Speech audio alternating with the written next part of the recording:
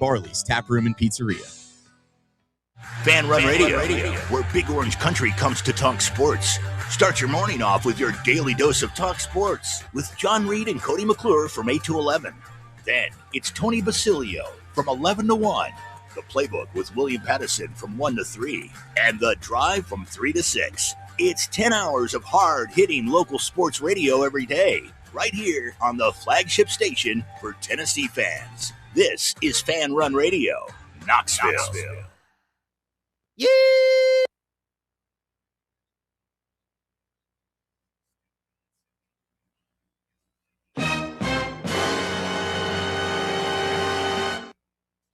Live hosts, all with 24/7 support from real live people when you need them. Start betting better with the VIP Play app today. Don't be a better, be a better with VIP Play today. Download VIP Play today or head to VIPPlayApp.com. Make sure you use the promo code FANRUN to take advantage of their welcome bonus and so they know that we sent you. Gambling problem? Call 1-800-8899-789. Must be 21 or older and located in Tennessee to bet. You're listening to FM 105.7 and AM 1340, WKGN Knoxville, and W289CU Knoxville. Fan Run Radio. WKGN 1340. Go Vols! You're tuned in to East Tennessee's premier sports radio call-in show. This is The Drive.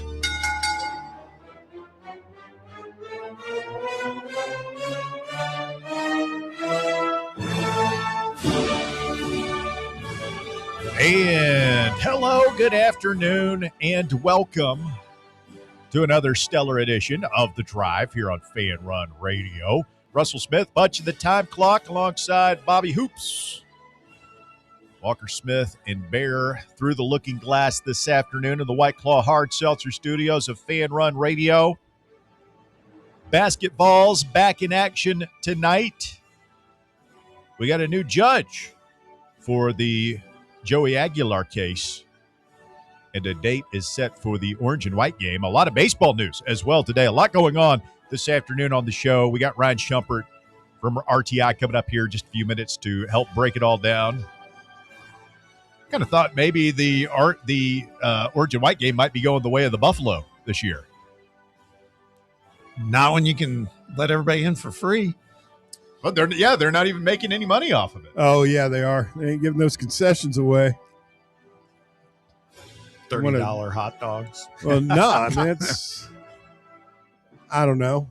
I mean, it depends on how many people show up, but I would imagine that could end up being a six-figure kind of day in sales down there. There was a lot of talk yesterday or last year that there was, that might be the last orange and white game because there are a lot of teams. Yeah, they just don't want to do them. And I mean, from a football standpoint, it kind of makes sense to me. You only got 15 formal practices, and it feels like the spring game has kind of been a quote unquote throwaway for a long time. I'd almost rather them put that one practice to good use. Because it counts as a practice, right? Yeah. It will be the last time you see him wearing the Nike stuff. Wow. Where we at on the Adidas? You softened any, Russ? Yeah. Your stance? Yeah, I've softened. Okay. I'm not happy, but did two Adidas teams be in the national championship help? Yes. Oh, yeah. Yeah. Sure. I was watching, and it hit me last night. I was watching that basketball game, Kansas, Texas Tech, two Adidas schools. Does Kansas have yellow or gold trim now? Those are throwback uniforms. That's what they wore. That was when was the uniform Danny Manning. I was wondering about that. Yeah. That's my first NCAA tournament, my first Final Four I remember. Yeah. It was Danny Manning? Danny and the Miracles. You remember the other teams? No, not a clue. Give me a second. They beat Oklahoma. And who were their two stars? Stacey King. Uh-huh. Mookie Blaylock. Yeah. Bobby Hoops knows his stuff. Who were the other two teams? That's a great question. I know one of them. I don't know the Is that when the hook got set? Wasn't North Carolina State? No, they were in the Elite Eight. No. That's who Kansas beat to get to the Final Four. But that's the Final Four that got you hooked. It's the first one I remember. Yeah. Wow, Texas won. That was. I'm trying to think Kansas. Kansas State. Yep. That was it. Kansas State beat Purdue to go to the Final Four. Mitch Richmond, right? Is Mitch Richmond on K-State? Yeah. Huh. Boy, he could cook back in the day. Yes, he could. Yeah, so it was 3 at the time Big 8 teams in the Final Four. Wow. Who was the 4th team? Walker, can you look that up? 4th team in the 1988 Final Four with Kansas State, and Oklahoma. It's Kentucky? Duke? You're just naming blue bloods now. Yeah. Yeah. We're going to look this up. So while Walker does that, I guess the big water cooler story this week is we found a judge. Chris Haggerty is his name. He's a 2-time Tennessee graduate practicing law here in Knoxville. The Aguilar complaint says he made over $1 million last year playing football here at Tennessee. Says that he stands to make over $2 million if he were granted eligibility for the 2026 season. Meanwhile, VolQuest reporting that Joey is rehabbing in the facility over there, of course, recovering from the bicep operation, whatever happened there, and probably not going to be good to go, or certainly not 100% for spring practice, but it certainly sounds like Joey Aguilar and his representatives are all in on trying to gain eligibility and play for Tennessee next season. How do we feel about this? We're going to be completely – were we just going to be like Nate Oates and just be complete hypocrites? No. Walk me through this. I mean, it's not the same. It's not apples to apples. Getting in front of a local judge who's 2-time grad at UT. Yeah, but if Joey had declared for the draft and had played some form of professional football and come back, then I would say it's apples to apples. It's possible to have a nuanced view of this thing, okay? I've said from the beginning, I'm not comfortable with, I think the junior college years should count. But there's already precedent. They said that Pavia's junior college years didn't count. So that's a very similar situation to this. I think the thing to do, and I said last week they should have like a NCAA constitutional convention or some in the offseason this summer and hammer out what can be hammered out, knowing full well that you're not going to be able to hammer out everything. But this should be an easy one. This should be something that you get the schools to agree on. And, okay, maybe we have to grandfather in a certain amount of players that are already playing now. But, hey, from this date forward, junior college counts. Or it doesn't. I think it should count. Right. But this is the rule, and this is what it's going to be going forward. So my only question, there is one tiny difference between him and Pavia that I saw somebody explain last night. COVID year? The window. They keep talking about this window. Is that the COVID? Well, Pavia fit into it. Joey technically doesn't. They gave Pavia one of his years back for COVID. I think Joey, that was the year he didn't play. It's not their track. They don't line up exactly the same. Obviously, Pavia is a year ahead of Joey, but no, I don't think it's great for the sport that Aguilar is allowed to play again next year. I don't think it's great for the sport that Pavia was able to do his thing. I like the old rules. Junior college should count, in my opinion. But I don't think that it's an accurate comparison at all to pull in the Bediako thing. I mean, he foregone – I still don't know how to say that. He forgoed his eligibility and began his professional career and now is coming back. That's completely different than what Joey's trying to do. I agree with you 100%. But what I am saying is there'll be certain people and probably national media people that will paint us with the same brush simply because it was filed Knox That's County, fine. I mean, Chancery that Court. part of it is, yeah. I mean, we're UT obviously alumni. trying to game the system. Yeah, So. I mean that's the similarity. That's where the similarities end, in my opinion. I agree with you. It's just we're trying to take advantage of ambiguity in the system. That's what's going on, and it's happening in all different forms and fashions. But it's not a apples to apples to what Alabama just did. Not at all. Yeah, and I think the best thing for college sports, again, like get some leadership, man. And it doesn't have to be a football czar or a NCAA overlord, but man, get Sankey and Petiti and Charlie Baker. Let's get these folks in a room with, a committee or something and come to a damn agreement about who gets to play college sports. No, you're not going to figure out the playoff and revenue sharing and NIL and collective bargaining, all this. Those are complex issues that are going to take years to decide. We all wish you could snap your fingers and boom, Right. It's figured out. But I get that those are complex legal issues that are going to need some time to hammer out.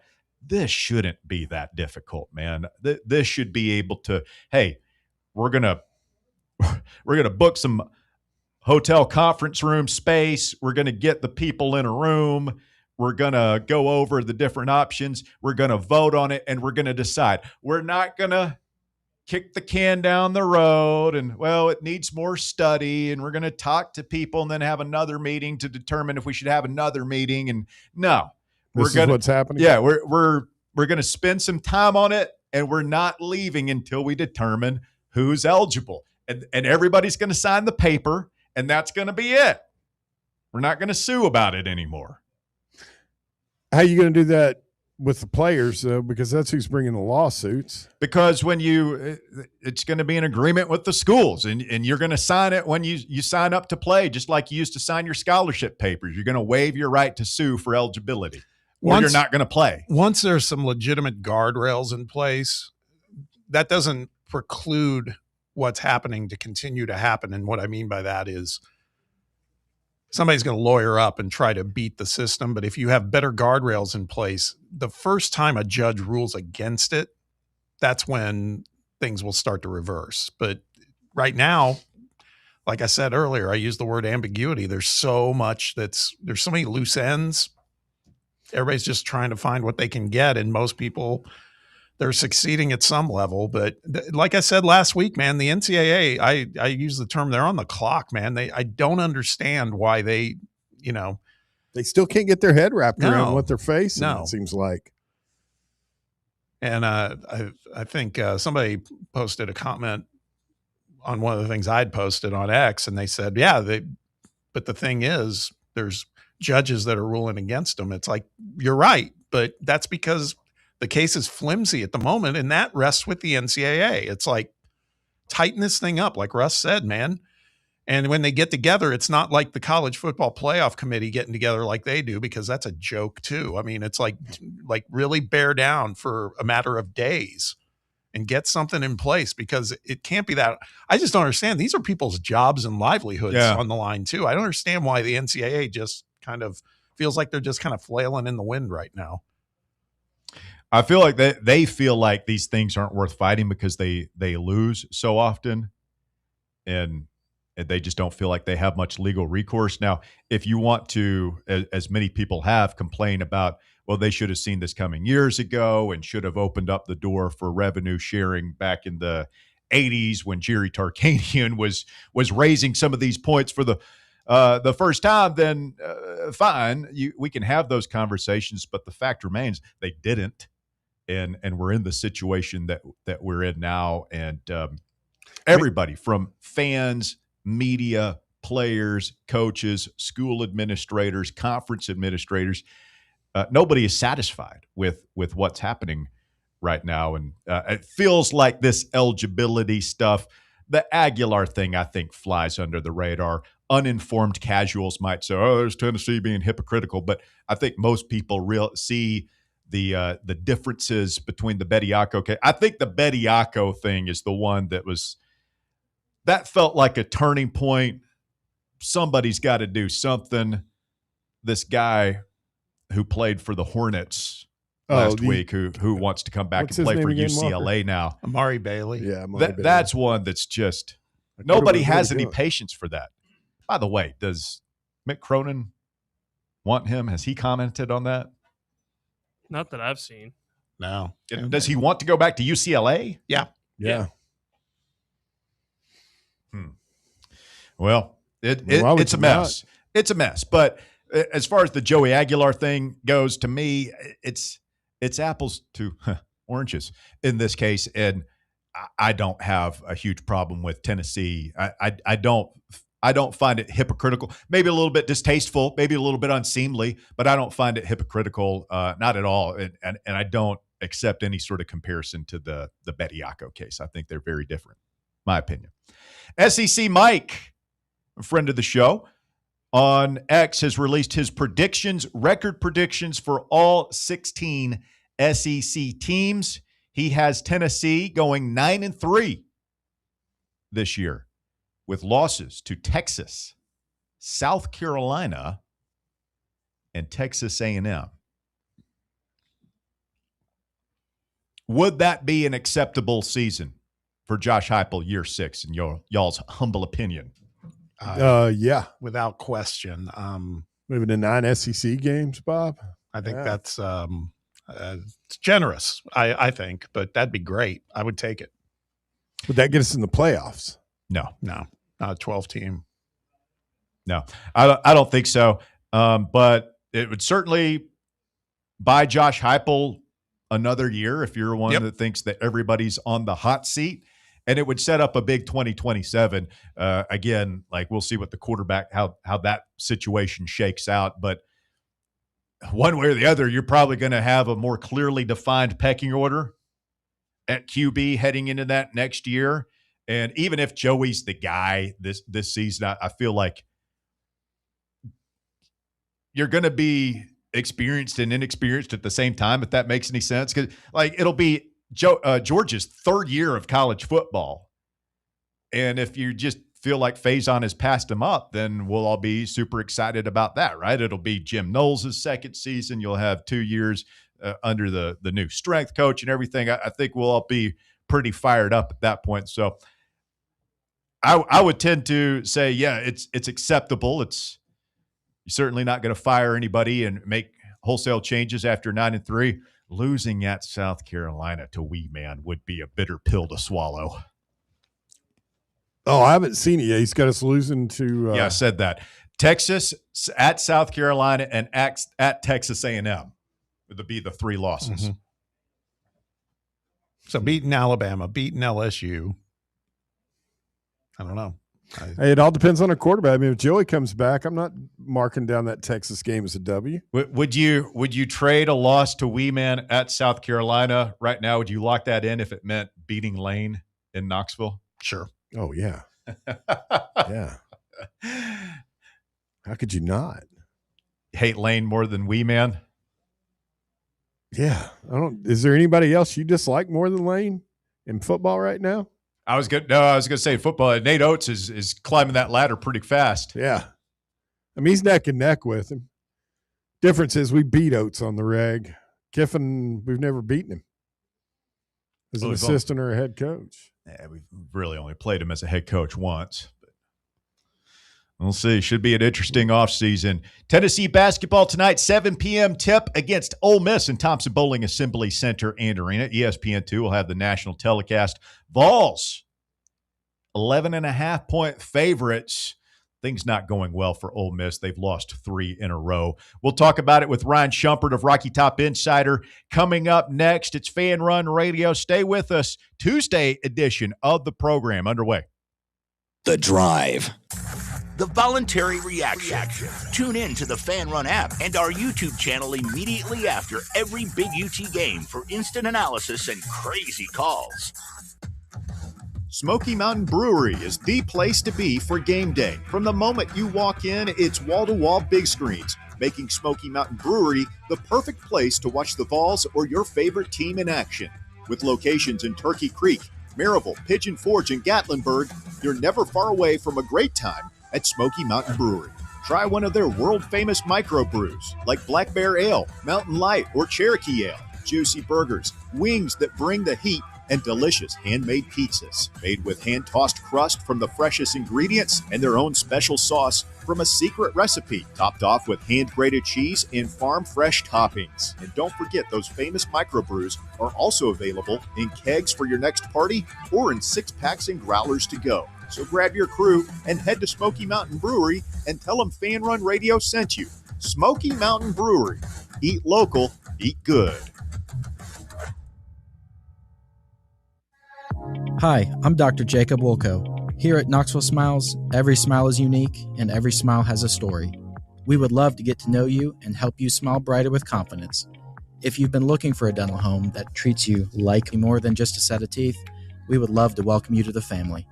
Please give us a call at 865-539-1776 or visit us at knoxvillesmiles.com. Smile brighter with Knoxville Smiles. Vol fans, reimagine your home at Broadway Carpets and Flooring for any remodeling or building needs. With a variety of carpets, rugs, hardwood, vinyl, and stone, Broadway has all the flooring and installation options you're looking for, including pet-resistant products like Pet Perfect Carpet from Shaw Floors. Visit their showroom in downtown Knoxville or the location in West Knoxville located on Kingston Pike near Pellissippi Parkway today. Citizens National Bank. Experience the thrill of traveling with C&B's exclusive travel program. Customers age 50 and above with a Plus Perks checking account can participate, ensuring a safe and delightful travel adventure. Take a day trip or an overnight trip. Travel domestic or international. C&B is always on the go. Citizens National Bank. Banking never felt so good. Member FDIC. Hey, Vols fans, Cody Brown here. I grew up right here in Tennessee and know what it means when someone says, I've got your back. That's why you can trust Farm Bureau Insurance of Tennessee. Whether it's your home, your vehicle, your family's future, or the business you built from the ground up, we will show up for all of your insurance needs. We are Tennesseans who understand what matters, which is doing right by you. Insurance is not all about just paperwork and policies, but it's about the people we insure every day. So if you want insurance that hits home, give me a call at 865-992-3871. Go Vols.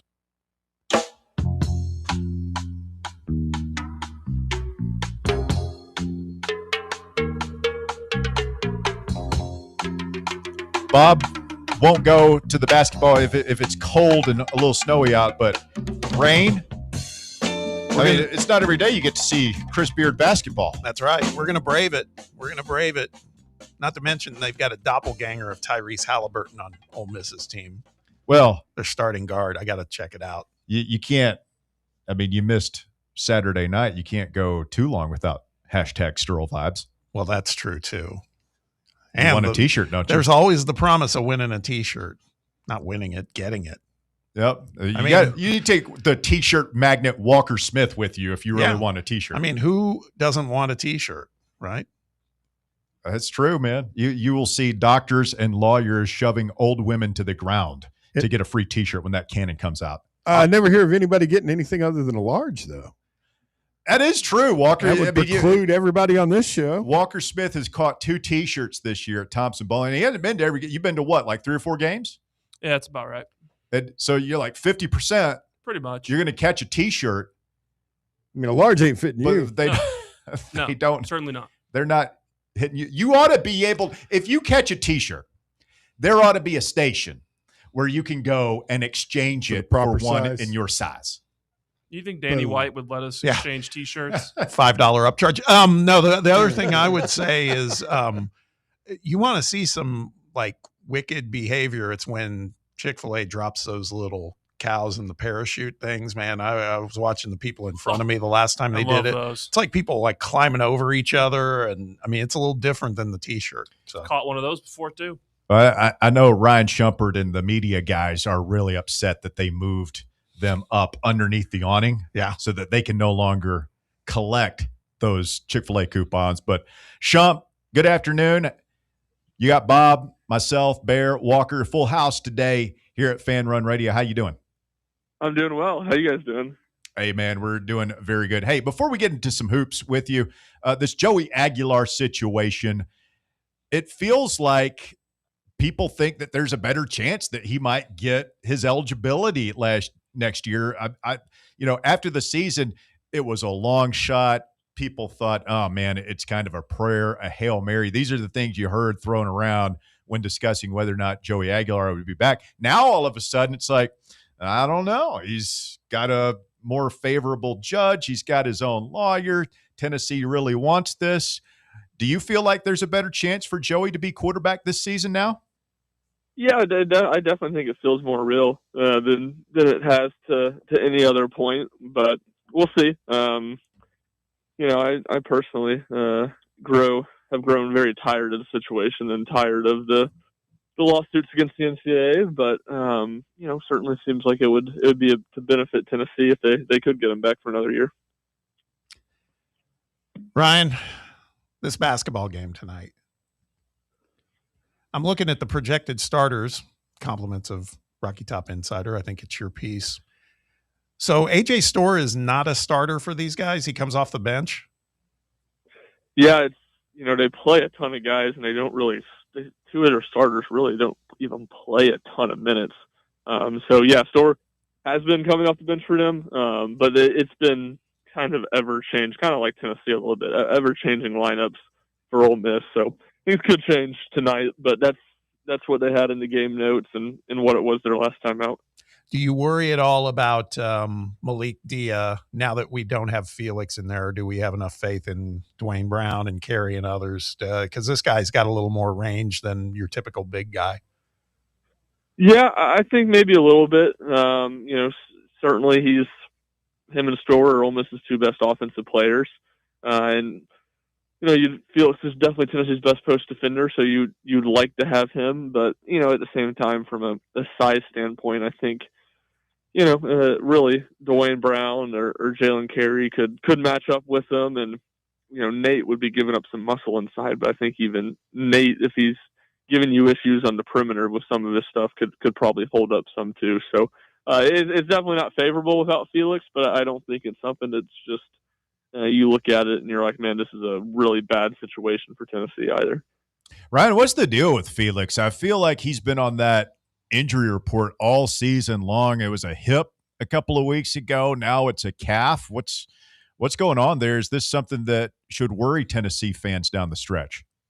Yeah, the calf thing's a little strange. I mean, this is really the first time, he's actually legit missed time, and outside of just a little bit of practice time, being a little bit limited with the stuff with the hip, I guess, right at the start of SEC play. I don't even think he ever showed up on the injury reports for that, but, Rick had mentioned that as something that was ailing him and slowing him down. So, this is a little bit stranger because, last week when we watched practice, last Friday when we watched practice, I should say, he was full go. So you didn't really see any looming signs of what had happened against Georgia, and he wasn't on the injury report that Friday night before he pops up on Saturday. So it's a little bit of a strange situation. I don't know if he did something to re-aggravate it. Like they're saying it happened in the Georgia game. But yesterday, it almost didn't feel like a step. To me, it almost felt like a step in the wrong direction because he didn't do anything really in practice yesterday other than ride a stationary bike and do some standstill shooting, kind of catch and shoot and some free throw work after practice. So we'll see if this lingers. Certainly, I don't think this is a game Tennessee needed to push to get him back for. But to me, kind of a somewhat odd situation. Hey, Ryan, let's rewind for a little bit and talk about what happened Saturday night against Auburn. Big win. And one of the things I talked about yesterday is it feels like this team has had to face different challenges in each of these last three games that they've won all of, whether it was Alabama or Georgia. In this case, with Auburn, it was foul trouble. But the boys prevailed. Kind of different than I envisioned it happening, but a win is a win. What was your biggest takeaway in that game, like as far as something that maybe you weren't expecting to happen? Yeah, I don't know if it's as much what I wasn't expecting to happen, but just to see them survive without Jacoby Gillespie. I mean, Evan Miyakawa, who does good stuff over at evanmia.com, he'd had Jacoby as one of the most important players in the country because of how bad Tennessee has been with him out off the court this season. And he exited that game with 13 and a half minutes, I think, after he picked up his fourth foul and sat for about 7 or 8 minutes. And Tennessee was up 5 when, after the free throw was made, when he picked up his fourth foul, a very silly one. And they were up 5 when he checked back in. So it wasn't always pretty. They certainly didn't look great without him. But the fact that they were able to overcome that, and just kind of to your point about the last couple of games, it felt like earlier in the season, whether that be Kansas, whether that be Illinois, whether it be Arkansas, Florida even, when Tennessee faced a little bit of adversity and things started going against them, they didn't really have the ability to punch back and find ways to get those games done, get victories. I think you've seen that change a little bit the last couple of weeks, and being able to get it done without, Tennessee's most important player for such a large part of the second half, I thought, spoke well to this team's growth here in the back half of January. Tennessee don't lose this game tonight, do they, Bob? I don't think so, but I don't. Marshall Henderson's not walking through that DOA. No, I also no Ansu Cisse tonight. I think Ryan and I have talked about this with Chris Beard coaching. Guy's a great coach. You just never know. I mean, I do think it could get a little bit in the mud, which I think Tennessee wins. But the spread feels a little generous. Ryan, what are your thoughts? Yeah, I think that's a fair thought, just because it's two teams that play at a very low pace, and certainly Chris Beard is going to have Tennessee and Rick Barnes scouted about as well as anybody in the league. So I think that's fair, but at the same time, Ole Miss doesn't have a ton of firepower offensively, and if Tennessee's locked in the way they need to be on the defensive end, then I think they could win comfortably. But it's just the way this team plays. I'm not sure there's going to be too many teams they beat by 20 points in SEC play. And I guess the last thing I would say, Ole Miss, the second worst rebounding team in the SEC, in front of only Georgia. So this is another game Tennessee should really be able to dominate the glass like they did last week in Athens, and then like they did, a handful of weeks back against A&M. If there's one thing you want to see, like as far as carrying the momentum from the previous 3 games into tonight, besides winning, of course, what would that be? What's the thing you want to see most? Is it free throw shooting? Is it an individual player? What is it, Ryan?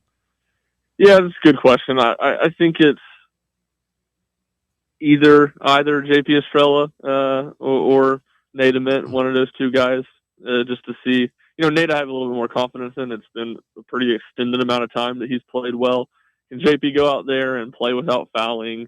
Ole Miss has a pretty short front line, a lot of 6'8", 6'9" guys. So if JP is playing 25 minutes, he should score double digits just by being out there, I think. And it could be the potential for him to have a big game. So I thought in some ways, not that he was terrible, but in some ways I thought he took a step back against Auburn.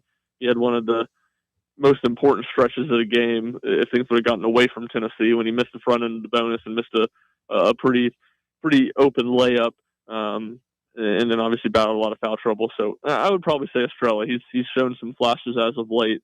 He's a guy that gives Tennessee a little bit different ceiling with what he can do offensively.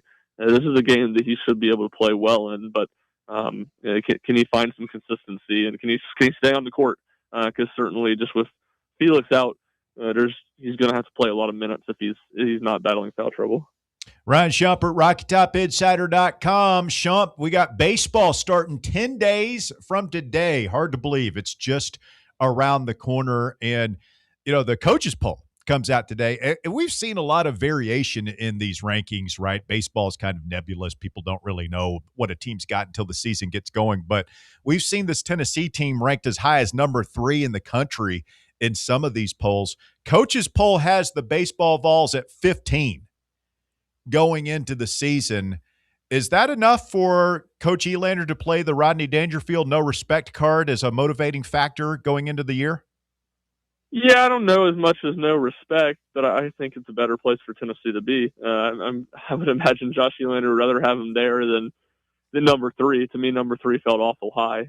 Now I kind of think they're probably closer to where, D1 and I think Baseball America had them at like 13, maybe a couple spots higher than 15. But yeah, you definitely can play that card, I think, and certainly it maybe takes a little bit of pressure, a little bit of all that off this team's shoulders entering the season, and they can kind of play a little free and maybe fly under the radar a little bit, and then have a chance to, I don't know if surprise some people would be the right word, but not have expectations quite as high that they have to live up to when SEC play rolls around. You want to hear what the weather forecast is, the advanced forecast for February 13th, Ryan? Let's go. Yeah, I thought I saw something a little more favorable, so let's hear it. It's 58 degrees. Oh, okay. Yeah. That's the high. Of course, that's not going to happen at game time. Are they playing in the evening for that first one? I think it's 4:30, I want to say. Oh, okay, so you might catch a little of it. And then 60% chance of rain. So, well, hopefully that part will end up missing. But 58 can't complain about 58 on February 13th. That's for sure. That's true. Particularly what we're going through right now. Is the media accommodations better? Yes, I was actually as we were starting, I was wading through the snow in the left field porches to leave. They had a short little kind of situational scrimmage this afternoon, and I was sitting in the, or at least walking through some of the new press box and stuff like that. So we'll be inside this year. They got heating in there, and it's all looking good. I think they got a lot of people over there working, trying to get everything done for the start of the season here, just 10 days away. But the ballpark looks good, and some ads on the foul poles. It looks like there's maybe some new lights kind of under the lighting in the outfield. I'm not exactly sure what all that's going to look like, but it's starting to come together. Very exciting. Yes. So are you covering the game solo tonight? Is Butler joining you? Butler will be there tonight. Yep.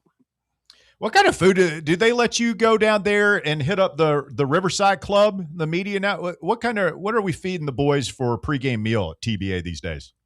Well, it's been all but one game this year to this point. It's been Papa John's. It was Chick-fil-A against Louisville because, obviously you couldn't support Papa John's for the Louisville Back in my game. day, you'd get a little buddies. They'd have some catering, a little barbecue, some sides, Oh, yeah. bread. It used to be really mixed up until last year. And tonight, I believe, the Chick-fil-A night as well. I believe it was Danny Dollars ain't Saturday. Danny Upcharge ain't splurging for the media guys before a basketball game. You'll get Little Caesars and like it. For Shump and Rick. Look, I'll take it. It's a lot of most places for basketball is just concession vouchers, so it's not as good as it once was, but it's better than it is at a lot of places. And so we'll see. I mean, the Riverside stuff, I don't know. Maybe more of y'all, Bob. I don't know if you're a Riverside Club guy or not, but I don't really know. That just walking around there doesn't seem like you get a whole lot. Doesn't seem like a whole lot of amenities to me, but.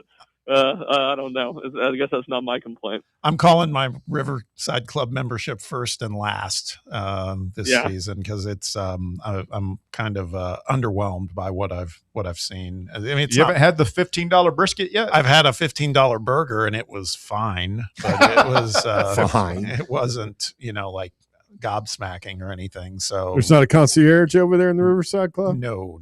Very self-serve. You need to go take care of yourself. But hey, Ryan, one more thing for me, at least, is we were talking at the beginning of the show about the orange and white game. Do we think this thing's going to go the way of the dinosaur eventually? I mean, because the fact that they're actually just making it a freebie at this point, to me, says a lot. It's like, when they're basically trying to monetize everything, I just wonder how much life is left in the event, at least as we know it. Yeah, I tend to agree. I think they could continue to do something. But I don't even know how much of it is going to look like a game this year. It didn't look like a game a ton last year. There were some stretches that it did, but I think at the very least it's going to look more and more like a practice, with a little bit of team activity in there too. And it certainly wouldn't shock me if it ends up going by the wayside. Shump, let's end where we began, the Joey Aguilar thing. So we asked you about the chances, and I think we all agree that it feels like there's a better chance of Joey getting the extra year this season. Do you think that is that there are some people that are kind of out on Aguilar? He turns the ball over too much. George is going to be better. Faison is going to be better. Where do you stand? Yeah, I mean, it just seems like a whole lot of fuss for a guy that was a pretty average quarterback in the SEC. Maybe he'll be better. Maybe the second year in the system and the arm stuff really limited him last year. Maybe that's the case. I don't know, but I'm not sure they wouldn't have been much better off just spending that whatever $2 million I think is what the lawsuit said, or around $2 million is what Tennessee has allocated to him. I'm not sure they wouldn't have been better spending that on the defensive line and just the situation as a whole. I mean, don't get me wrong, Charles Bediako's situation is still worse than this, but you just can't sit there and rip Alabama for that situation and see Tennessee just turn around and basically do the exact same thing, get a local court to give him eligibility for a guy that's 24 years old and has played 5 years of college football already. Like, am I supposed to feel bad for him? I mean, Joey was a good story. He was. He came in and played solid for Tennessee and was a very likable person doing it. I mean, at this point, am I supposed to act like he should have more eligibility when he's played 5 years of college football? I don't know. Maybe I'm too much of a cynic, but it feels like a whole lot for a guy that was pretty pedestrian in the SEC last season. Don't you feel like it's? I agree with what you're saying as far as the judge shopping, the angle of it, but to me, it just feels like a massive difference that Bediako forgoed his eligibility, turned professional, knowing what that meant, and is now coming back. Don't you feel, Yeah, no, I agree. I agree with that. And that's where I say it is different. It is more egregious, Bediako's situation, because he made his decision and by dog it, if your actions have consequences sometimes. And Joey has not done that. But at the same time, I don't think I think 2 years should count against you. I don't have a lot of sympathy for someone, but it is.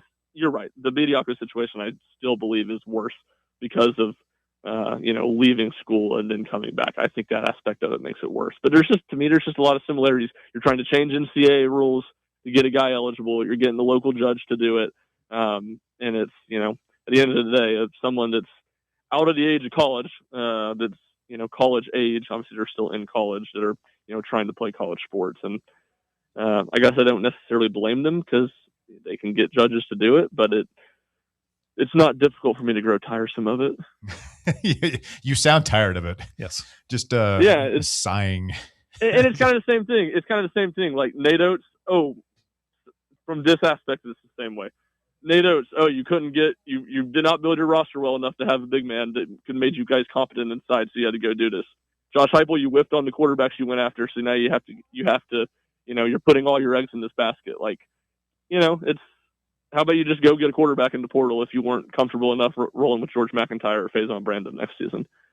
This guy's managing his basketball roster the way I manage my fantasy football team, just picking up guys off the waiver wire. The fact that that's in the middle of the season, I do think the Bediako and Alabama basketball situation is a little bit more ludicrous, but there are just some similarities in both cases that I could go without in the college sports landscape. Hey, I keep saying last thing, but for sure this is it. Speaking of Bediako, we talked about this yesterday. I am down for the Todd Golden, Nate Oates kind of snarkiness between each other now. I think that's awesome at this point because Golden just, they're likable guys. Yeah, those two, both of them. But also, Golden hung on the rim a little bit too in the post game on Sunday. He didn't let it go, man. I guess when you score 72 points in the paint, that happens. But I don't know, man. I think that's kind of fun, to be honest with you. Yeah, I agree. People not liking each other is good for college sports. It's good for sports in general. Makes it more entertaining. And no, you're right. Golden's not afraid to hang on the rim just in general. He's not afraid to take victory laps. So it's entertaining for sure.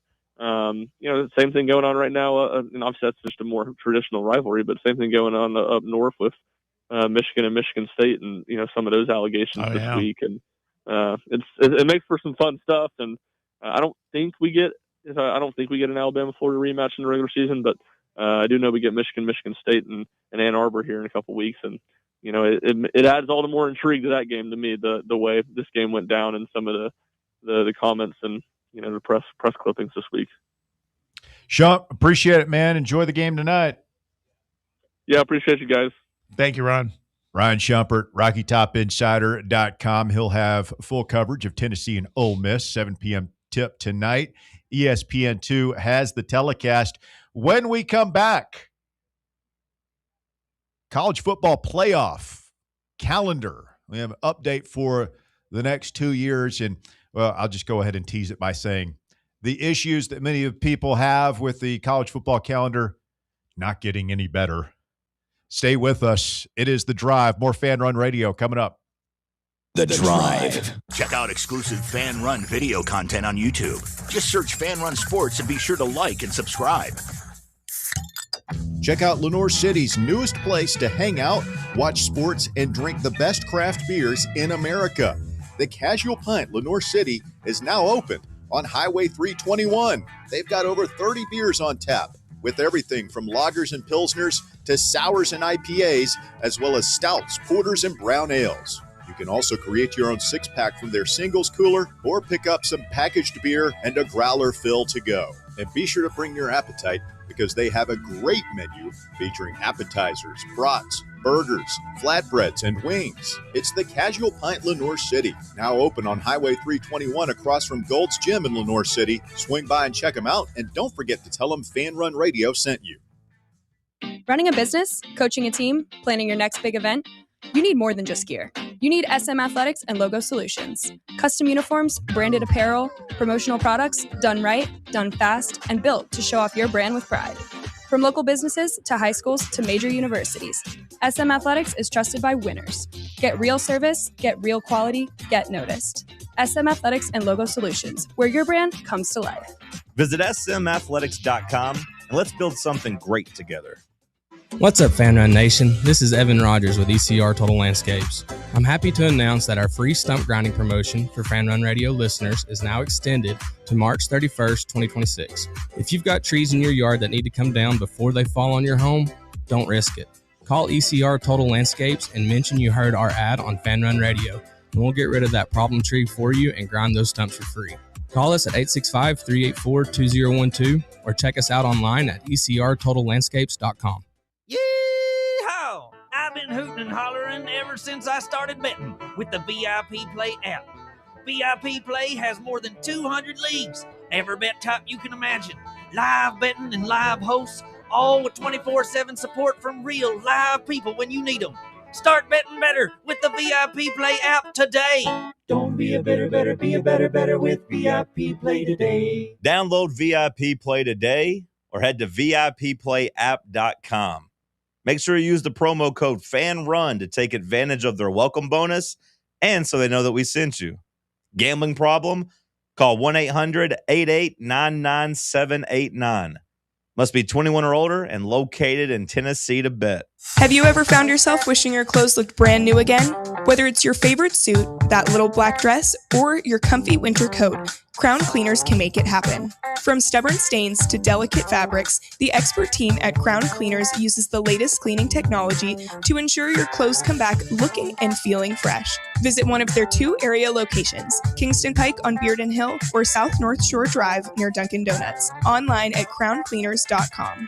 Crown Cleaners, a tradition of excellence.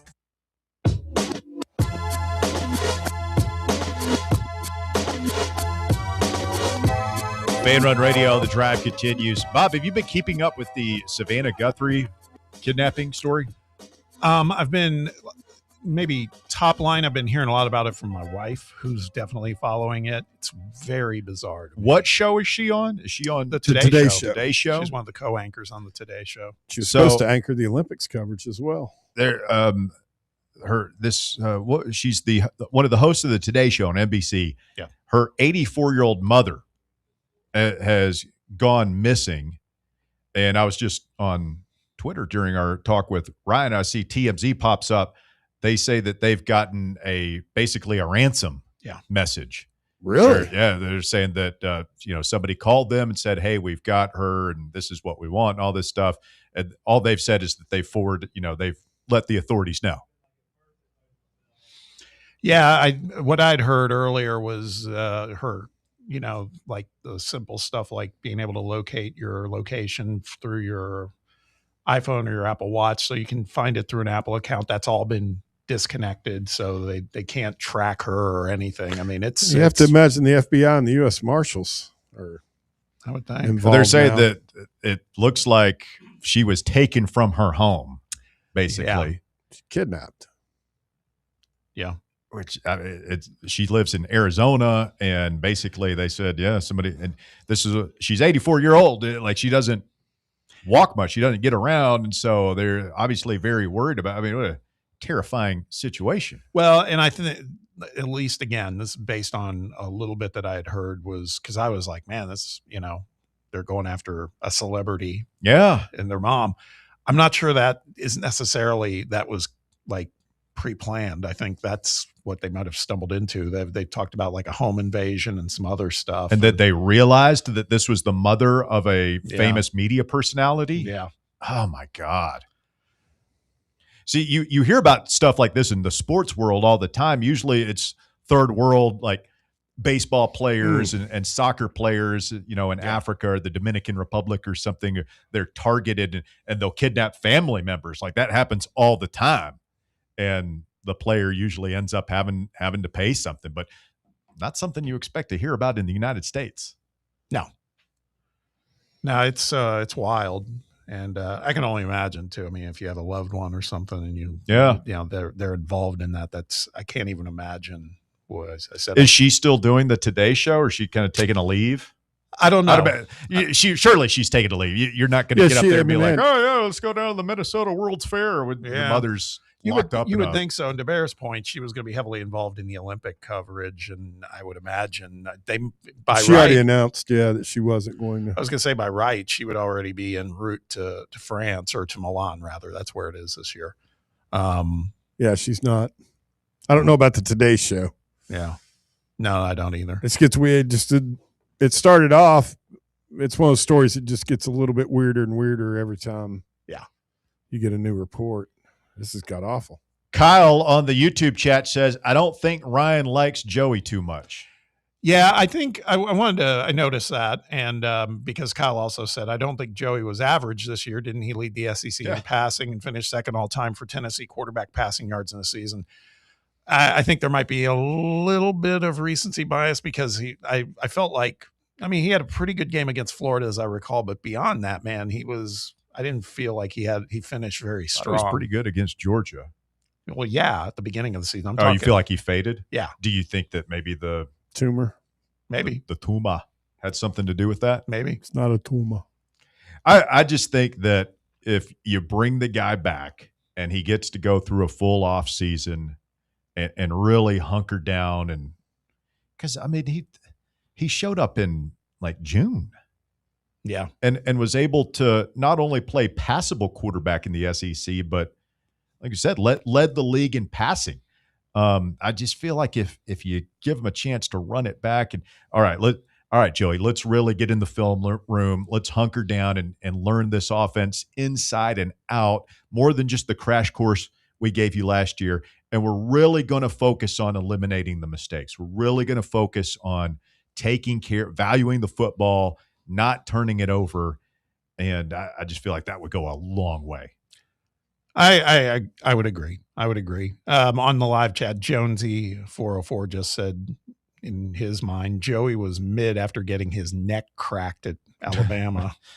Yeah, well, he did. That was a couple of shots that he took there. Yeah. Because remember, there was that collision at the goal line, and then the dude jumped on him the next possession at midfield. And it drew a flag, right? Yeah. Yeah. Yeah, it did. But you watch I just earlier today saw on social media some of his highlights edited together, and he had some highlights, man, for sure. Yeah, good player. Got a nice touch. I just wonder if now that thing's out of his shoulder and he can get it rehab and feeling back to normal. I mean, does he stop sailing balls like he would? I mean, that was my only big beef with him or thing that I noticed. He'd sail balls. And when you sail balls in this conference, you're going to get a lot of interceptions. Throws high. Just get it down. his completion percentage was good enough. I think that, I tried to think the interceptions. There were 10 of them. There were a couple of tipped balls. The Kitzelman one kind of stands out. The two against Georgia. The first was an arm punt that didn't really hurt you, and the second was Staley fell down. Mm-hmm. And the Oklahoma turnover, the scoop and score. I mean, I don't even really put that on him. No, I mean there were multiple failures. There were some freak plays, I feel like, with Joey. Now, again, experience in an offseason going through can hopefully limit some of those. Hey, be aware that your right tackle might miss the call and get down if you see the guy coming out of the corner of your eye. So I think that better take a 3-yard loss than giving up a scoop and score. Guy can get better. Guy can practice. All right, so the college football, Pete Thamel reporting college football playoff dates have been set for the next 2 years. So this will be the 2026 season and the 2027 season. And what's one of the things we've talked about a lot as far as fixing college football? The calendar, right? You've seen a lot of media people, and everybody has their own prescriptions. I know Andy Staples had a long piece about it. Josh Pate talked about it. I feel like local people have talked about it. But whether it's start the season a little bit earlier or get rid of the conference championship games, start the playoff earlier, or some combination of all that stuff, there seems to be universal agreement that the calendar needs to be adjusted. Yeah, and based on what we're seeing, they adjusted it. What the hell? There's a 2-week gap between the quarterfinals and semifinals next year? Yes. So the quarterfinals will begin on New Year's Eve and New Year's Day next year. And then the semifinals will be on January 14th and 15th. So, yeah, a 2-week gap between. You'll have the first round at home on college campuses.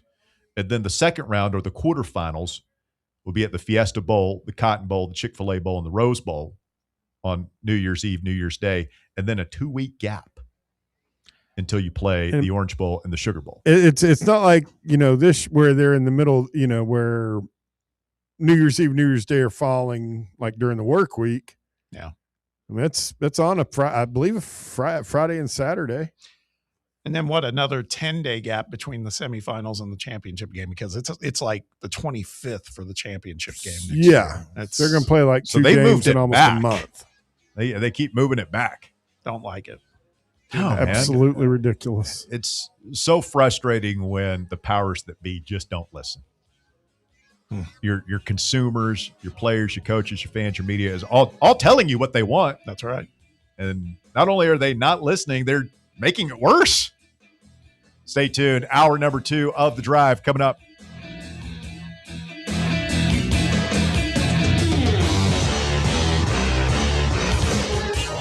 The Drive.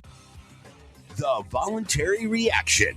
Can't get enough Tennessee basketball? Join Fan Run Radio as soon as every UT game is over for Big Orange Country's post-game radio free-for-all. The Voluntary Reaction will be taking your calls on the Vols as soon as every game is over. So tune in and buckle up as we drink from the keg of glory all the way to the Final Four. The Voluntary Reaction. Raw, unfiltered, real. Hey Knoxville, Surfside iced tea and vodka made with real brewed tea is only 100 calories, 2 grams of sugar with no bubbles and no troubles. That's right, zero carbonation, so it's easy to sip and enjoy. Headed to a game day or party at a friend's house? Bring an iced tea or lemonade variety pack from Surfside or try their green tea and new raspberry tea vodka. Find the can with the sunset stripes this season. Surfside iced tea and vodka, sold at bars, restaurants, and stores near you. Surfside iced tea and vodka, sunshine in a can. Must be 21 or older. Enjoy responsibly.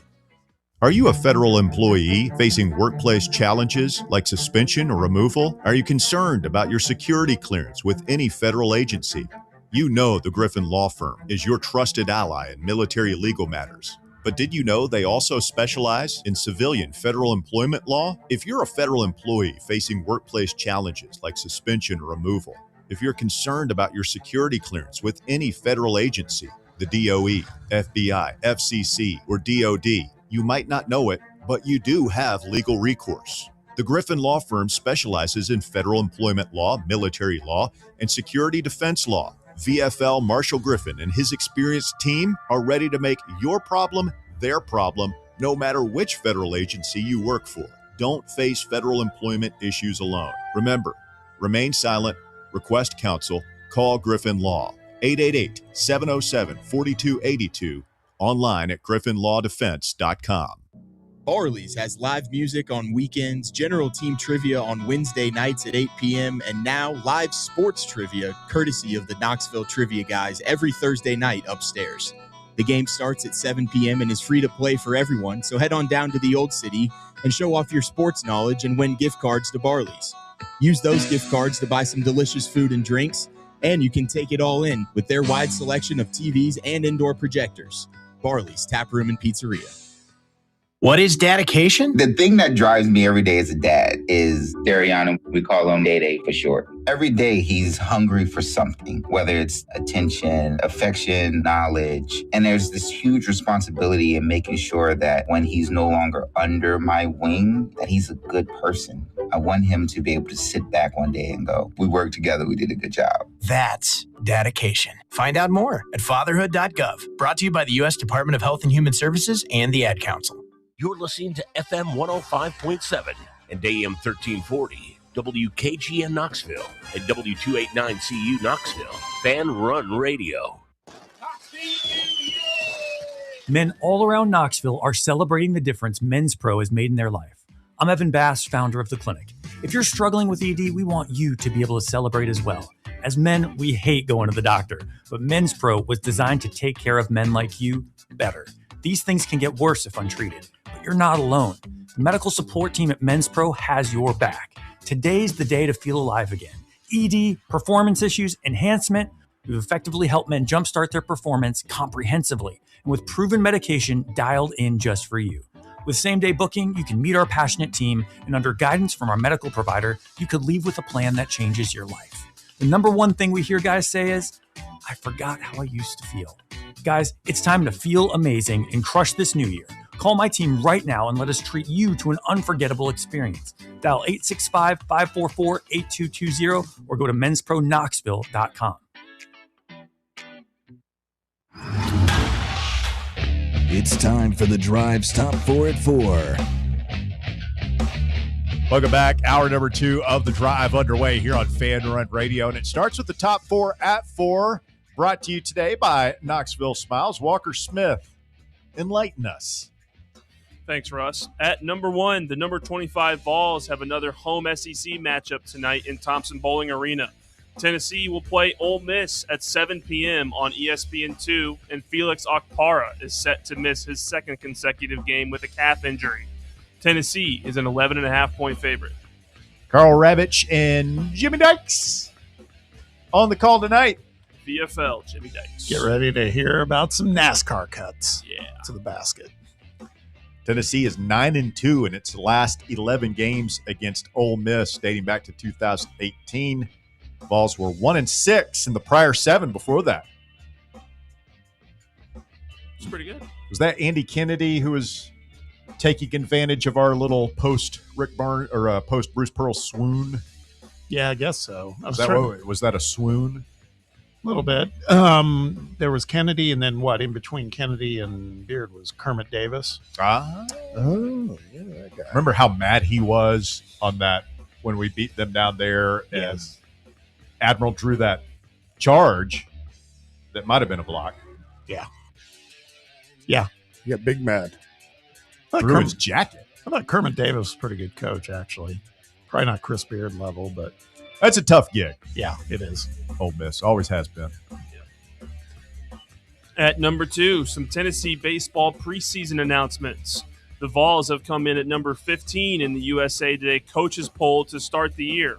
Also, Baseball America has announced a pair of preseason All-Americans on Tennessee and rising sophomores Tegan Coons and Blaine Brown, who were named to the second team. A lot of hype around Blaine Brown. A lot. I did not think, like, when we plucked him out of the portal, I did not pencil him into the starting lineup immediately. Like, he was he's a two-way player. He's a pitcher for them too. But evidently, I mean, I'm kind of penciling him into left field there. I think Elander, that was one of the guys Elander mentioned too. I asked Elander who hits it the furthest. He said Henry Ford.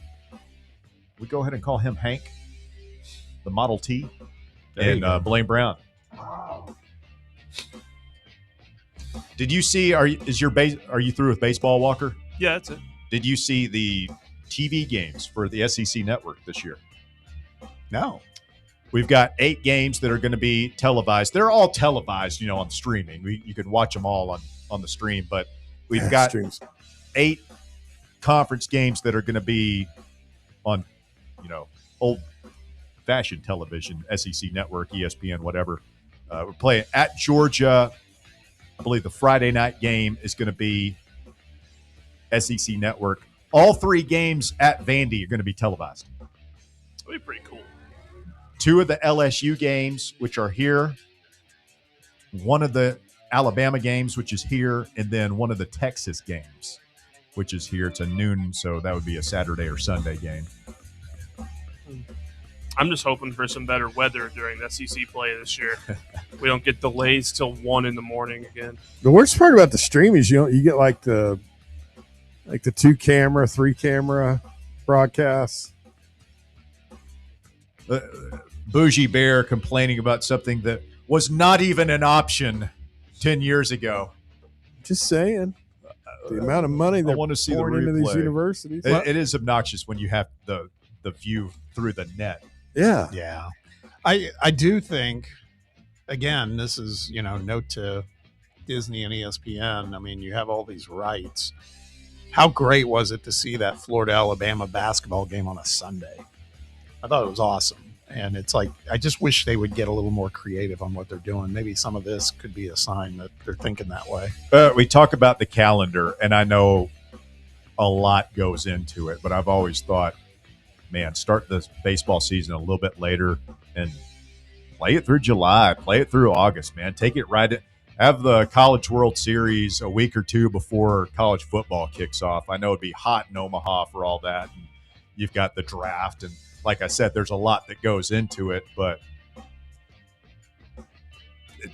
I hate seeing the baseball being played in the cold weather.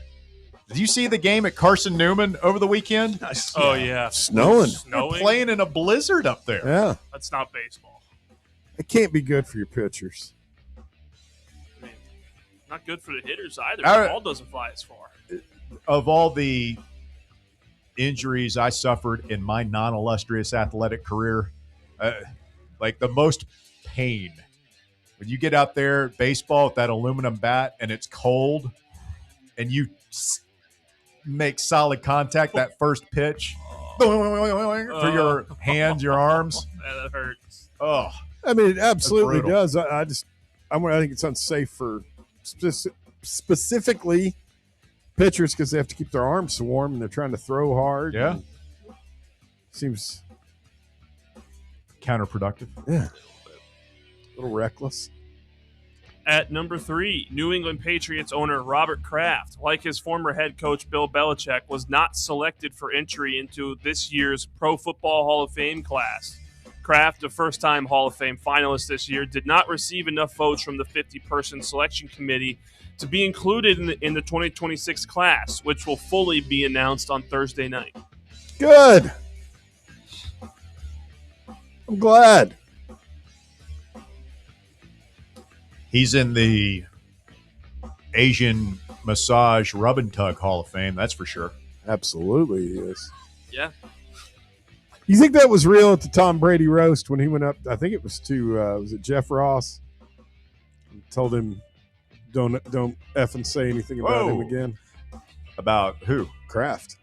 I think that was real. I think it was real. That was real. I've never seen that. It's a pretty funny moment. Is it? Hear me out on this one. Okay. Do owners belong in the Football Hall of Fame? Probably Not really. No. You own you have a lot of money. You hired Bill Belichick at the right time. Do you belong in the Hall of Fame? Did you do anything? You were pretty crucial in keeping the whole Spygate thing buried. Whatever happened there.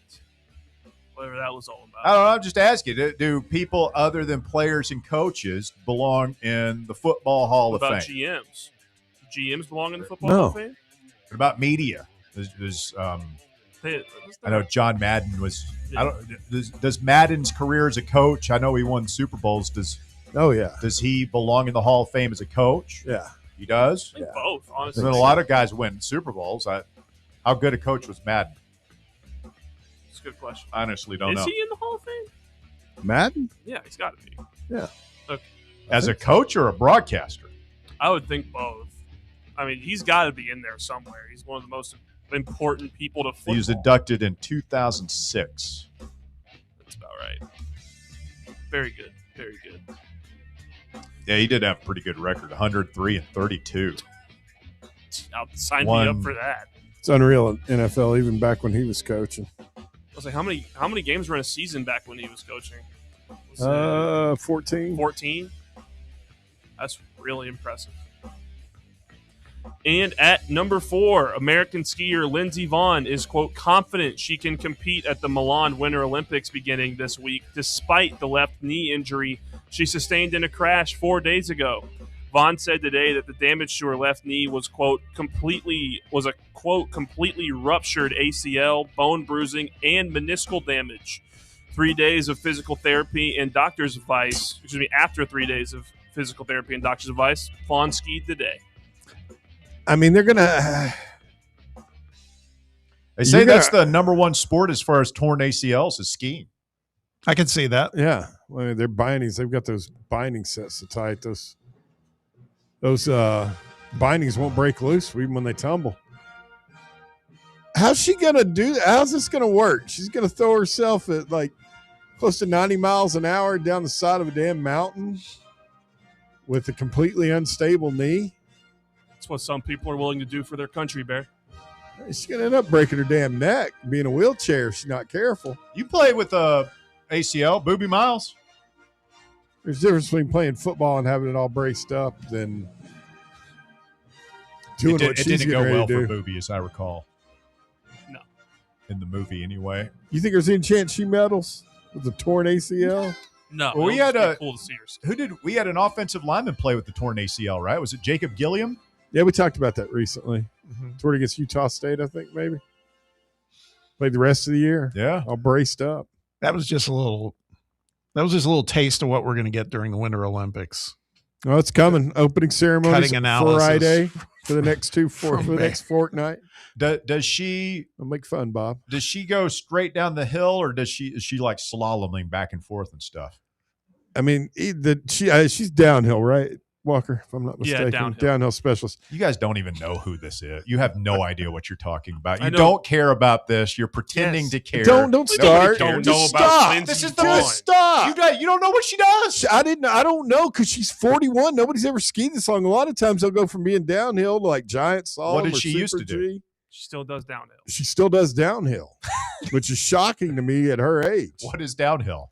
It's a thing where you race down the hill as fast as you can. You got to bob in and out of the poles. The that little are on flags? there. Yeah, the flags. You like bob. Well, and it's weave in not and out. total slalom. You got to stay on there's a set course to it, but it's high speed and there are corners. That's and the jumps. worst. The jump though, like where they come down and go jump? flying. That's the.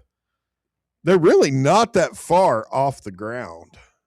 I like the snowboarders. They do some cool stuff at the Olympics. Flying tomato. Didn't Johnny Knoxville do the ski jump once? I haven't seen it, but I feel like that's something he would have. Be on brand. That feels like something he's done. He's not done a whole lot since he got in the ring with that bull. He's hosting Fear Factor now. He is. That's right. He's got CTE like bad. Like they say, like you can't have any more concussions, bro. It's not gonna. That and then he the bull like pierced his bladder and gored him pretty good. I think his urethra got damaged. Oh, Bear. I'm just reporting. You know what? You're reporting? Yeah. I'm just telling you what the report said. Yeah, he had urethra damage. You had a narrow urethra. Like Well, Hank because he Hill. had to carry around. He had a what do you call it? It's not a colostrum, but the other thing when you can't. He basically had to pee in a bag for a long time. Well, like a catheter? Yeah, a catheter. That's it. Oh my God. Yeah, it's horrible. Until everything healed up down there. That's what happens when you get in the ring with a bull with horns. You got to be out of your damn mind. Would you ever do that? Well, no. I never expressed interest in doing that. Wow. For $1 million, maybe. $1 million to be worth risking a razor sharp horn going You up. see those rodeo clowns up do your it all the keister. time. Like, you just got to have your head on a swivel. You know what they say? You mess with the bull, you get a catheter. You just got to be quick enough to get in one of them barrels. Yeah, I'd like to see you trying to climb in one of those things. If there's a bull after me, I'll be going fast. You'll be seeing me move like you've never seen me move before. With a bull chasing me, I'll be running 4.440. Throws the whole thing up in the air with its head. I'll be running 4.440. I'll look like Kobe jumping up in that thing head first. You'd be a shish kebab on the end of that horn. I don't know. It sounds kind of dangerous to do the downhill on that run over there. Yeah, probably. Well, I mean, she's been working for like, was it 5 years to come back for this Olympics? Sucks. Who was the guy with the 49ers who was just getting ready to run on the field for Super Bowl and his Achilles blew? Oh, yeah. I was remember that, that. Was that Trey Greenlaw? Is that who it was? Yeah, I think you're right. Yeah. I think you're right. That was wild. I mean, I remember it that. sucks. And that was it. Yeah, it was in the Super Bowl, right? Yeah. Top 4 at 4 brought to you this afternoon by Knoxville Smiles. You check them out online at knoxvillesmiles.com. Evening hours until 7 p.m. now on Tuesdays and Thursdays. Take advantage by booking your appointment today at Knoxville Smiles. Tell them Fan Run Radio sent you. We got Brad Logan of Ole Miss 247.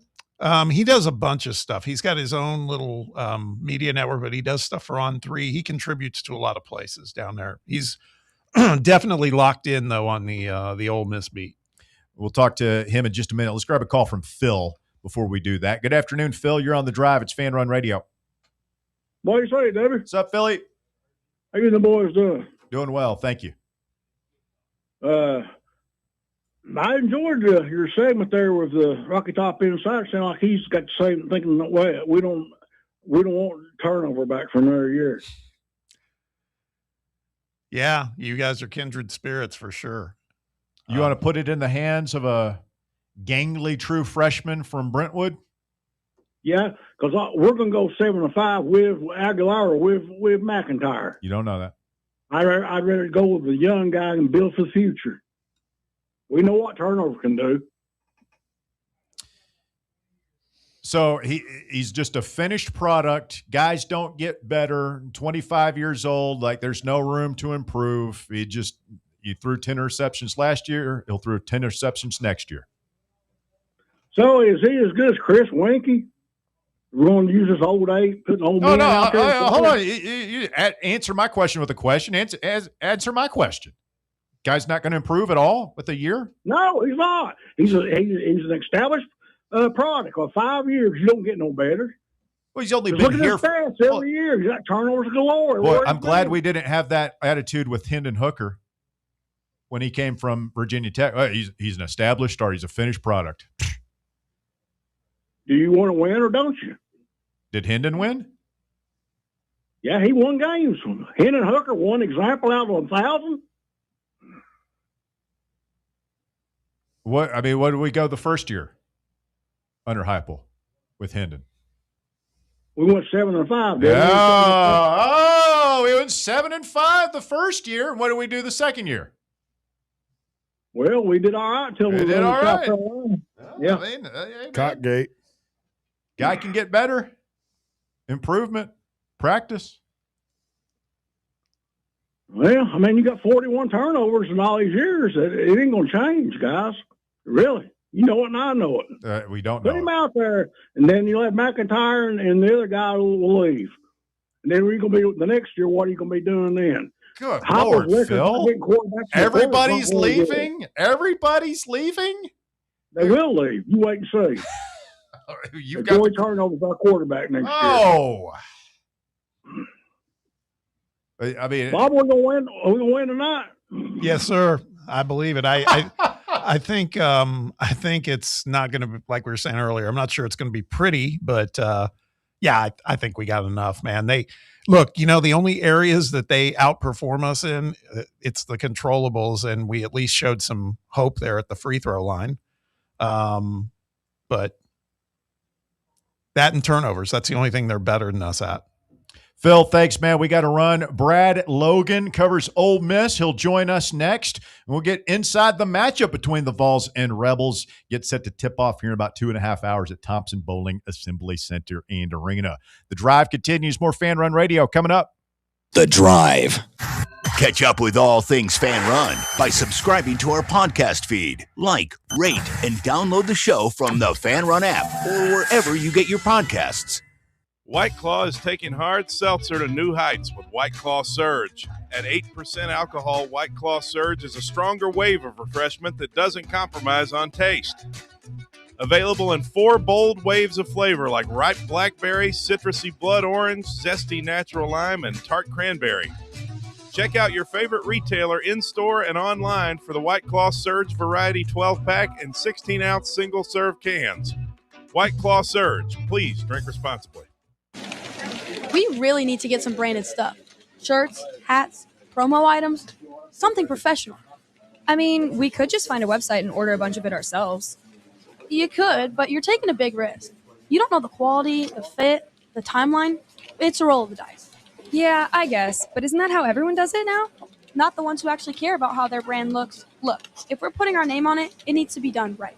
We need SM Athletics. SM Athletics? Yeah, they specialize in working with businesses like ours. Apparel, hats, promo gear, but real, customized stuff. They actually care if it turns out right. Probably a lot better than getting stuck with 100 t-shirts with crooked logos. Exactly. Plus, they'll walk you through everything. Sizing, colors, material, so it matches the image we're trying to build. Makes sense. What's the name again? SM Athletics. Trust me, if you want to look like a real company, not a flea market stand, this is the move. If you're serious about your brand, work with people who are serious about getting it right. SM Athletics. Rickard Ridge Barbecue, located in beautiful Cove Lake State Park. Rickard Ridge is home of the best ribs in the Volunteer State. Smoked daily by Pitmaster Mark Rickard. The barbecue at Rickard Ridge is mouth-watering, fall-off-the-bone delicious. Take the scenic drive up I-75 to exit 134. For directions and to look at the rest of the menu, visit Rickard Ridge online at rickardridgebbq.com. Blackford Veterinary Surgery Referral specializes in surgeries not regularly performed by your pet's general veterinarian. They're currently accepting referrals from vets all across the country. With their newly renovated state-of-the-art surgery center and highly trained staff, clients can rely on professional and thorough care. If your vet says that your pet needs surgery or rehab, ask for a referral to Blackford Vet and let them get your best friend back on its feet. Located conveniently in West Knoxville. For more information, visit blackfordvetsurgery.com. For over 3 years, Crumble Cookies has served the Knoxville area. From Clinton Highway to Parkside Drive, even our friends out in Maryville have reached you, our fans, with the best cookies in the game. This fall, Crumble is gearing up for yet another fantastic season. Whether you're tailgating or looking for a pick-me-up after getting the kids from school, Crumble has you covered. Download the Crumble app to check out this week's rewards and features. And stop on by. Tell them Fan Run sent you, but don't miss the cookies.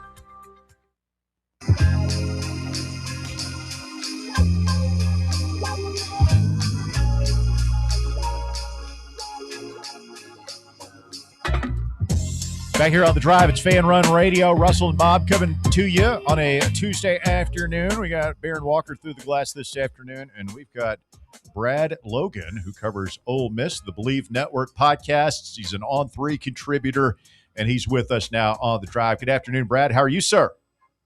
Doing well. Thanks for having me on today. First things first, have they thawed out any down there at Ole Miss apocalyptic scenes with the snowstorm last week? Yeah, it's really a difficult scene in which so many now are still without power, which is just incredible that many people are without power. And so slowly but surely things are coming around. The university is set to open back up on Monday. The women's program left and went to Birmingham and played 2 games.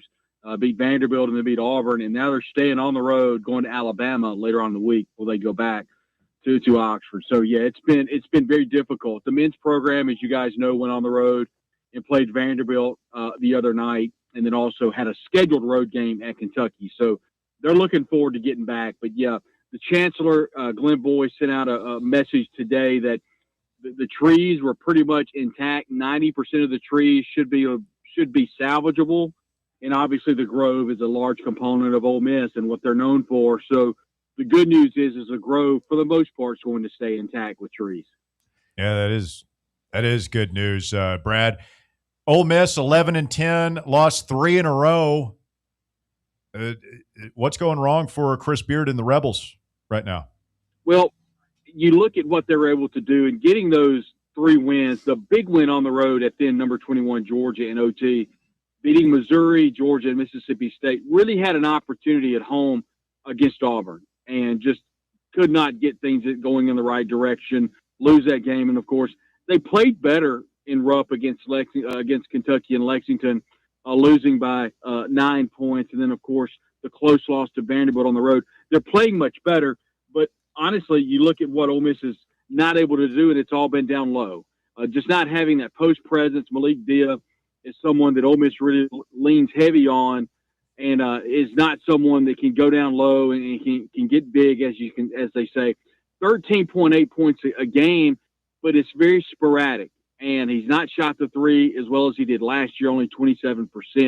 This team is pretty much gone by the way of A.J. Storr, and he's someone that's been very solid, leads the team at 14 points a game, leads one of the leaders on the team at 38% from 3. He can kind of take a game over, and we saw him do that a couple of times this year, but he's kind of been a one-man show. Ole Miss has been really good defensively this year. Offensively, that's been the issue with Elias Carmodine averaging 11 points a game, the point guard, only 28% from 3, just has not done, what they really expected him to do. Travis Perry, the transfer from Kentucky, is someone that Ole Miss really had a lot of expectations, I think is the right word, and has not lived up to that. It's been a roster that's full of transfers, like many rosters in the SEC. This year just has not collectively come together like Coach Chris Beard would have liked. Hey, Brad, really appreciate you joining us as always. Let's widen the lens on that a little bit, because one of the things I looked at is it looks like Coach Beard plays a lot of guys, right? I think you guys go about 10 deep, and I'm interested to hear your take on the strategy. Like you mentioned, A.J. Storr, we're all familiar with him. He's the leading scorer on the team, but it looks like he's not in the projected starting 5. So how quickly does he usually come into the game? Well, it's really a good question. And, the previous game that we talked about, the previous 3 games that they lost, specifically that last game that they lost against Vanderbilt, one of the best teams in the conference, started 5 players that really had not started. And it wouldn't surprise me tonight against Tennessee if there are players that are starting that don't see the floor in the second half. In large part, the starting 5 at the end of the game, I think a large part of those players didn't start the beginning of the game, didn't start the game. So I think it all comes down to effort. I'll be honest. It comes down to effort, and that's something that Chris Beard has questioned a lot in the post-game press conferences.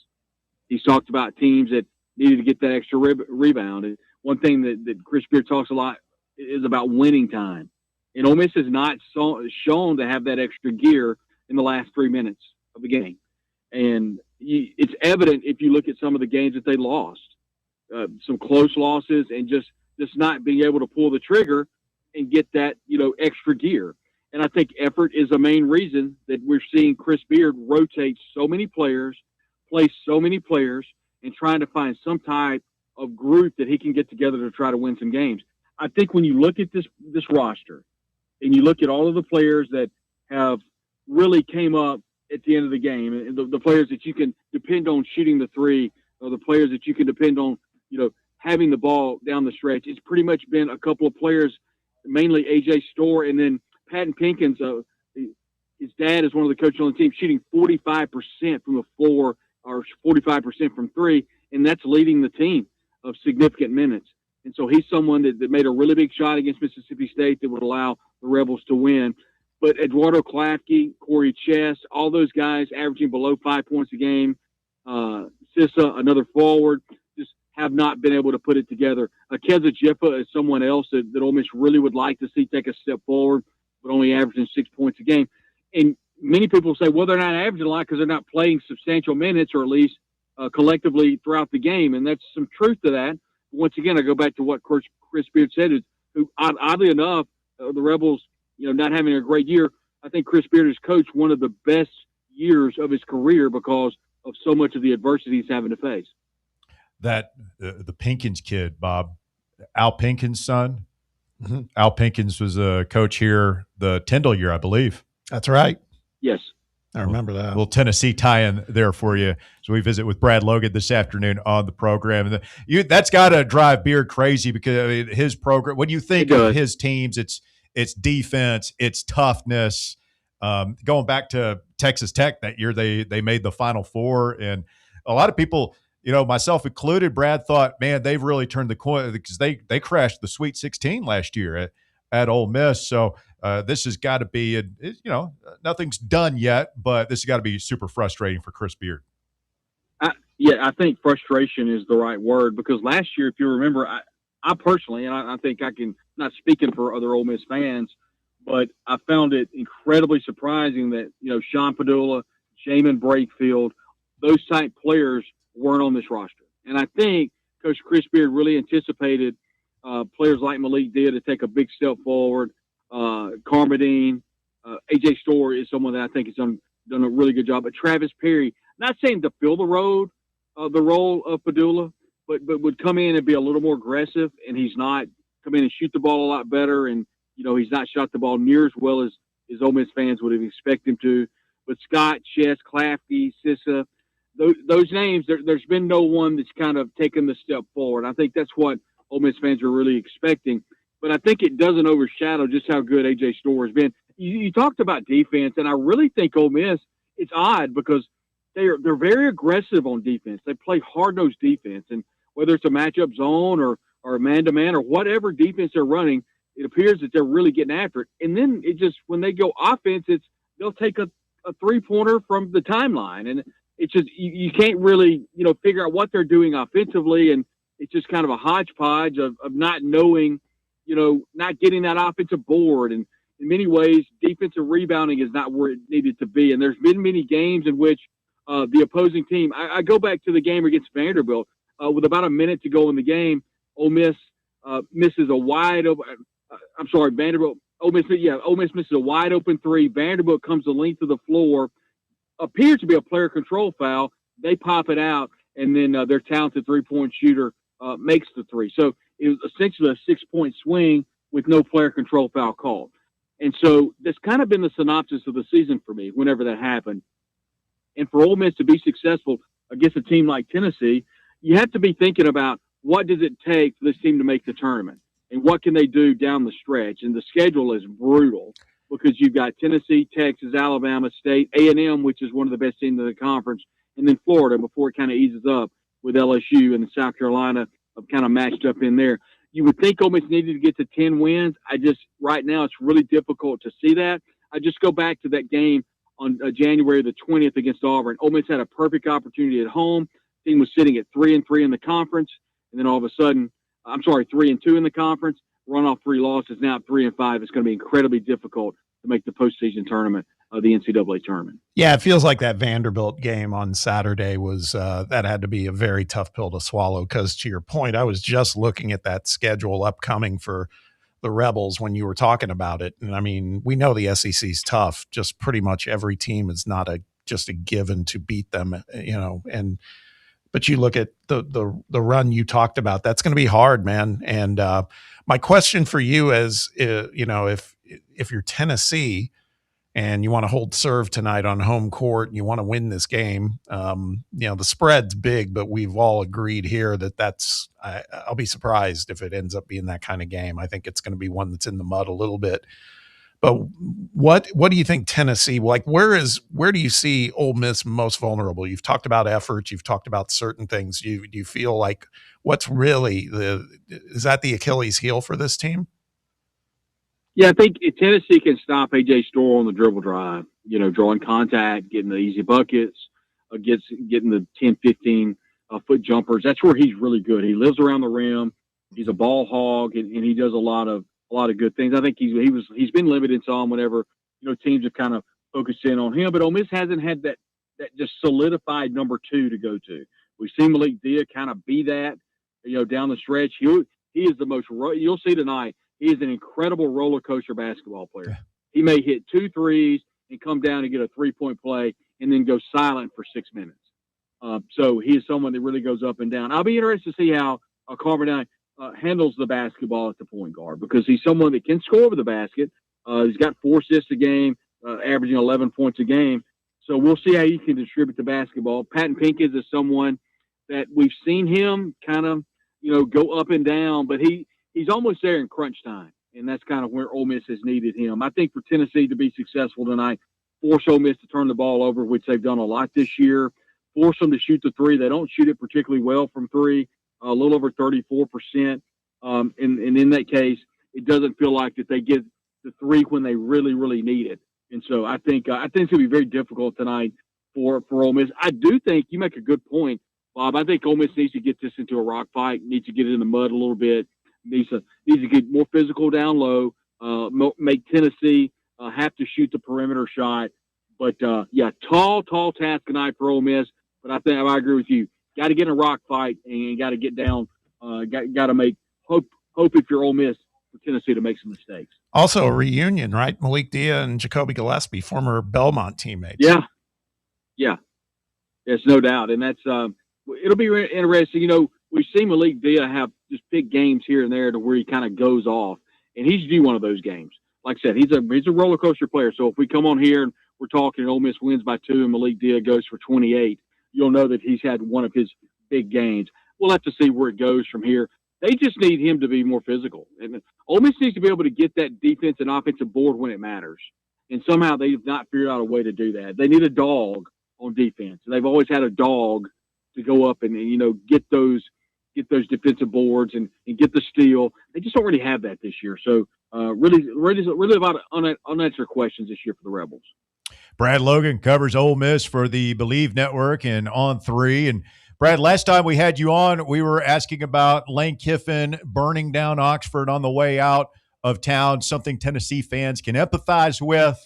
Now that you've had a couple of weeks, months to remove yourself from the situation, is that something that Ole Miss fans are starting to turn the page on? Yeah, I think so. I mean, I don't know that Lane's turning the pages according to his social media, but I think Ole Miss fans have long since turned the page. I think Ole Miss fans turned the page whenever the sitting head coach Pete Golding won 2 playoff games.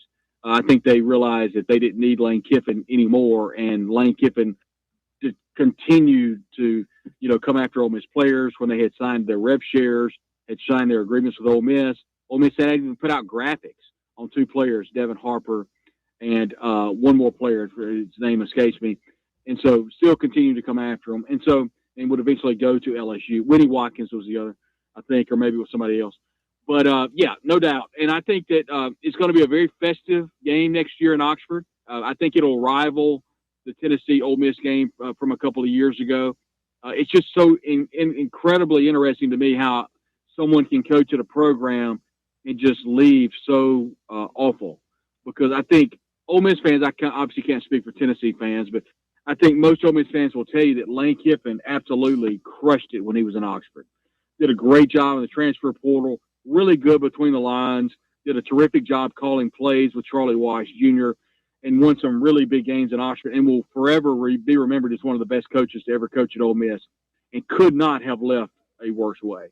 And so I think both those things absolutely can be true. Ole Miss absolutely has moved on, but don't think for a minute whenever LSU comes to town next year that Ole Miss will not be ready for Lane Kiffin. Interesting to me, gentlemen, is as I look at LSU's schedule and in the roster that they've reportedly spent over $45 million on, how many games does Lane have to win before they're ready to put his head on a swivel? And so, you look at that schedule and it is brutal. And to me, honestly, that's almost a must-win for LSU in Oxford in September. Because if they lose to Ole Miss, they've got games against Texas and, all these other teams in Alabama that they've got to face. So it's going to be tough if they lose to Ole Miss, but I can assure you Ole Miss will be ready. And then let's jump to hard to believe. I was going to say, let's jump to baseball for just a quick second, because you guys, just like Tennessee, you're about 10 short days away from playing baseball in Oxford. Yeah. You guys open against Nevada. What's the top line outlook for the baseball program coming up? It's interesting, Bob. We had Mike Clement, who's the assistant head coach at Ole Miss and the hitting coach, on the program. I think it was last week, and kind of went over the roster. And I asked Mike, I was like, I know you're probably going to give me a coach's answer, but I've got to ask it anyway. Of all the teams that are on the D1 baseball top 25, Ole Miss is not listed. And considering you're bringing back honestly, probably the best pitcher, the best Friday night starter in the SEC, did that surprise you at all? And he said, I'm not going to lie. We're kind of going to wear a chip on our shoulder because we didn't quite understand that. So kind of an interesting answer. They've got all new transfers in the outfield, but the infield returns along with Austin Foley, the catcher. I think there's a very quiet confidence by the coaching staff in this team. And, obviously I don't need to tell you guys anything about SEC baseball. It's loaded. It's loaded every year. Mississippi State, Brian O'Connor have an incredible roster this year. Arkansas is going to be back. I think Texas is going to be good. A&M is going to be good. I think you guys are going to be great. I think Corbin's kind of retooling that Vanderbilt roster. So I think it's going to be a lot of really good teams. But to answer your question, I think some fans are really excited. And I think in large part because basketball is kind of faltering as of late, that's putting a little more emphasis on that baseball team. But I did ask Coach Mike Bianco what he thought about his team, and he's always been very honest with me. He says, Brad, I really like our roster. I like our transfers. They've gotten a couple of transfers, like I said, that's going to be starting in the outfield. So a very difficult schedule in large part. I think one of the services has Ole Miss is the most difficult schedule in the country, but also the D1 baseball preseason pitcher of the year, like we talked about, is Hunter Elliott, who did come back for another year. So I think there's a quiet confidence with the team, guys, but it's like anything else. It's a meat grinder. The SEC is going to be tough for everybody, but I think Ole Miss has got a good shot at having a good team this year. Hey, Brad, really appreciate the time, my man. Thanks for jumping on. Tell us again where you work, where we can find your work online. Yeah, we just actually joined our friends at the Talk of Champions Network. And Ben Garrett and I host a show every week, a couple of shows a week, along with Sudu Upadea. And so they have The Game Runs Deep, and we have the Talk of Champions, and everything's combined there on our YouTube channel. But, of course, I contributed on 3 in the Ole Miss Spirit, and I always do continue my work with the Believe Network and do the Believe in Ole Miss podcast. That's how you got to do it these days. Hands in a little bit of everything. That's right. Brad, appreciate it, my man. Awesome, guys. Yes, sir. Thank you. Yep. Thank Thank you, Brad. you. Brad Logan, one more time on that. Sound like you had another call buzzing in there. Had to go. Always on the job. We play them in Knoxville in April. We do? Yep. Just looking at their schedule. I thought we missed them this year. They don't happen to have another Liam Doyle, do they? On that roster, there was somebody, Andrew Fisher. Andrew Fisher, yeah. Yeah, they're coming here in mid-April for a 3-game Who's that pit? Hunter Elliott. Go down and put a late offer into him. I don't know. We need it though, man. I mean, I'm sure we would take the SEC preseason pitcher of the year, but I don't think we're short on starters. Because it feels like in past years you'd have 1 or 2 starters and okay, who's going to be the third guy? This year, it's more along the lines of you've got 4 guys and maybe even 5 for 3 spots. Yeah. You've got, let's see if I can get this off the top of my head, but Landon Mack from Rutgers, who's probably going to be in there. Tegan Coons, who's getting all these preseason words, probably going to be in there. Then you got Arvidsson, who came on late last year and is a starting option. And Blanco from Virginia, another lefty. Yep. I think it's shaping up pretty good. I wonder if Arvidsson turns into the long relief guy, the guy that comes in if your starter gets blowed up in the first 2 innings, or you need somebody to go 3 or 4 innings. Yeah. I was surprised. I was looking at the D1 baseball top 25 right when Brad was talking, and they're not in there. And if you would have told me there's 11 SEC teams in that top 25 and Ole Miss isn't one of them? Yeah, it's not one of them. That's they won their championship what, 2 or 3 years ago? 22, 23? Yep. 22, I thought. 22? Yeah. And then because that guy, Bianco, has been there forever. Yeah. And there was some talk about, as it passed him by. But that's how quickly it can change in college baseball. You win a national championship a year or two later, like, I don't know, this guy's still got it. Well, and you got Mississippi State preseason number 4. They're loaded. Yeah. So that's always going to be great rivalry. Absolutely. All right, quick timeout. The Drive. It's Fan Run Radio. You want to jump in, take a shot. 865-966-3435 is your phone number. You can call or text us. 865-966-3435. More Fan Run Radio coming up. The Drive. Tony Basilio, the official voice of the common fan, is now on Fan Run Radio. Fan Run Radio. Tony Basilio, weekdays from 11 to 1. Be there. Check out Lenore City's newest place to hang out, watch sports, and drink the best craft beers in America.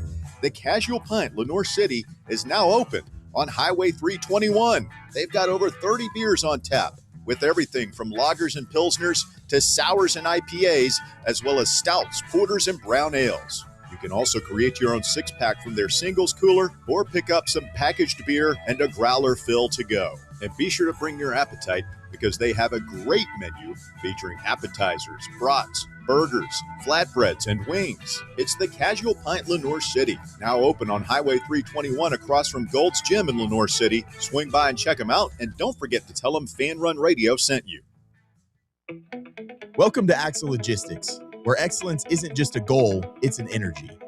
As a leading third-party logistics company, Axle is powered by an award-winning culture built on a work hard, play hard mentality. Here, the drive for success is contagious and hard work never goes unnoticed. Whether you're just starting out or looking to level up, Axle Logistics is the place to launch your career. Join us and take your ambition to the stars. To learn more, visit axlelogistics.com. Hi, this is Dr. Stephen Malone at Knoxville Smiles. Has it been a while since your last dental visit? If so, I'd like to invite you to come see us. At Knoxville Smiles, it's our vision to provide the best dental care in town in a relaxed, friendly environment. So if it's been a while and you've been putting it off, don't wait any longer. Come see us at Knoxville Smiles. You can schedule an appointment online at knoxvillesmiles.com or by phone at 865-539-1776. This is Bo Kregner with the Kregner Group at Realty Executives. Here in East Tennessee, home means everything. It's where we gather, celebrate, and build our future. That's why our team treats every client like family. Because your home isn't just a transaction, it's part of your story. From first-time buyers to luxury listings, the Kregner Group delivers results that light up the scoreboard. With expert marketing, powerful local connections, and a heart for service, Bo and his team make your real estate goals a reality. If you're thinking about buying or selling, let's talk. 865-742-1035 or visit BoKnowsHouses.com. We'd be honored to help you win at real estate. The Kregner Group at Realty Executives. Walking by faith, serving others.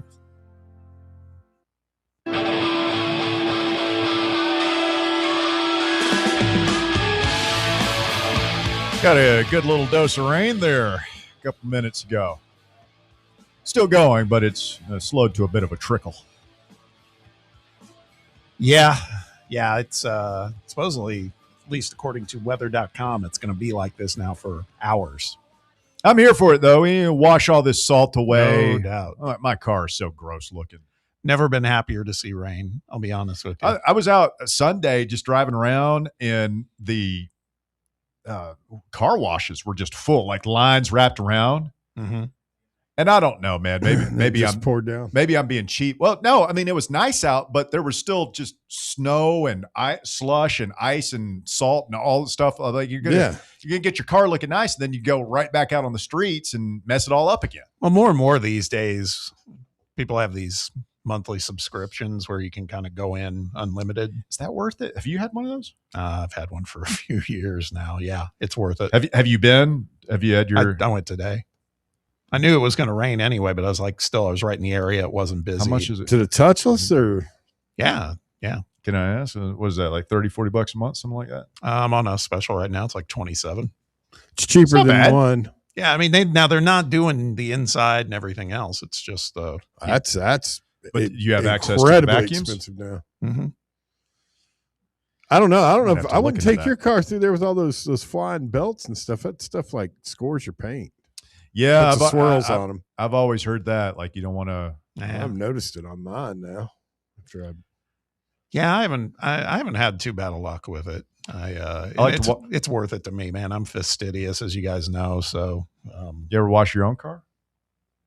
It's been a long time, man. You bring it over to the house. I've got all the stuff: the microfiber towels, the brushes. Yeah. Soap. You offering to wash Bob's car in your driveway for a nominal fee? If we're talking money, I'll Russell's come over and help detailing you. service. $50. Put the shine on that thing. I've been looking good, man. We'll get you a little bleach on your tires. I'm not a big wax guy. I've never done that. I haven't done it in a long time. I used to be a big wax guy. I make a car look. I brand new. love car detailing YouTube. Have you ever been down that rabbit hole? It's so satisfying. All the sounds and the brushes. Yeah. Well, it just they'll bring in like these filthy and not even nice cars, like minivans that are just trashed. Oh, like take the seats out and everything. Yeah, they take the seats out and it just meticulously shampoo. And the video is half an hour, but like it's probably a 3 or 4 hour process. Probably longer than that if you're taking the seats out. And they shampoo. They got the agitator. Yeah, got to use the agitator. But then like the outside though, you get the foam and you let it sit there, and then you wash that off, and then you break out the what do they call that little piece of? It looks like gum, rebar, clay rebar, and get all the little all the block little of clay. contaminants and stuff. You got to really know what you're doing when you use some of that stuff. Oh yeah, you can completely screw your paint up. That's why I don't do it, because I would be that guy. Yeah. So, Brad Logan covers Ole Miss. Bear, what did you learn? You would hit me with this after you've already talked about something else. The Grove apparently is still standing. Good. With the tree damage and all that. His LSU football next year. Yeah. $45 million roster. They're salty. So we talk about SEC. Mike has us going 9-3 with losses to South Carolina, A&M, and Texas, right? Yes. He's got LSU going 9-3 with losses to Auburn, Texas, and us. That would be sweet. Wow, Auburn? Yeah. I mean, there's got to be a head scratcher in there, right? I mean, if he's got us losing at South Carolina, you could see LSU losing down on the Plains. I'll tell you what's interesting. They start off at home against Clemson, a rematch of that game. I would love to see. Like, there is a world where they start 1-3 because their first four are Clemson at home, La Tech at home, win, at Ole Miss, Texas A&M at home. They can start 1-3. How funny would that be? Be hilarious. Oh, him talking the whole number. Like, what would put him on the hot seat down there? I thought that was an interesting question. You know, you spent so much money to get rid of Kelly and to hire Kiffin and to put this like short of 0-12. I was going to say like 2 or 3 wins, and even then, can you afford it? I don't see how they could. They couldn't afford to do what they did. This is the same football program that legit embezzled money from a children's cancer hospital. The LSU athletics director is going to be calling the Dave Ramsey show here in a couple of years. The governor. You did what? You're how much in debt? You're making what? You're spending what? Oh, LSU football is the guy. He is the doctor who's making $400,000 a year, but he's still $2 million in debt. And living like he's making 400, but living like he's making 4 million. Amen. That's how some people like to live. Yeah. Not gonna lie, I would love to be in the seats for that LSU Ole Miss game.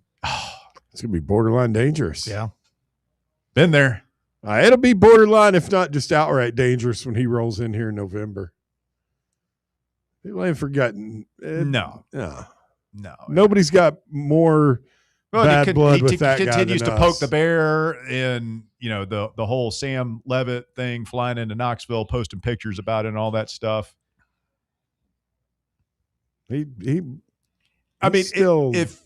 you're asking me who I want to see get their comeuppance more, like Nate Oates or Kiffin, it's Kiffin. Kiffin all day long.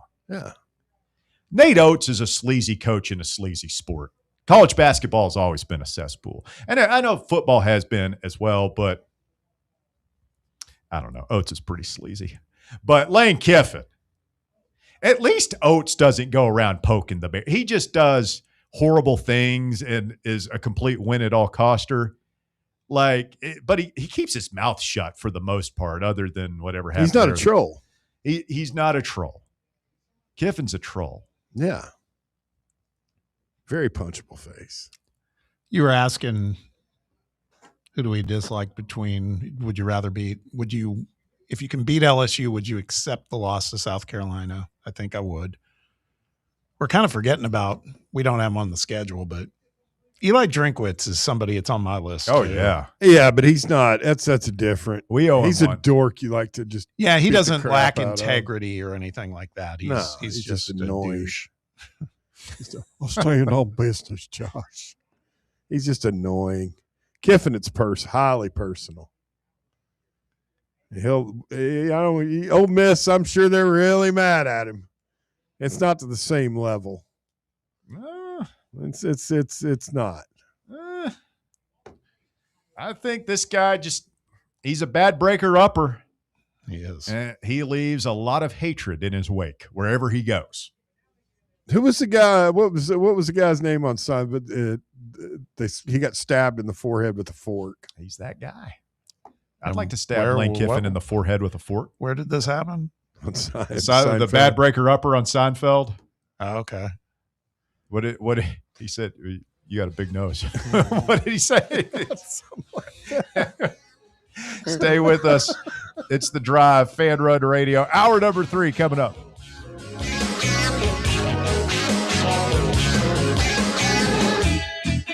The Drive.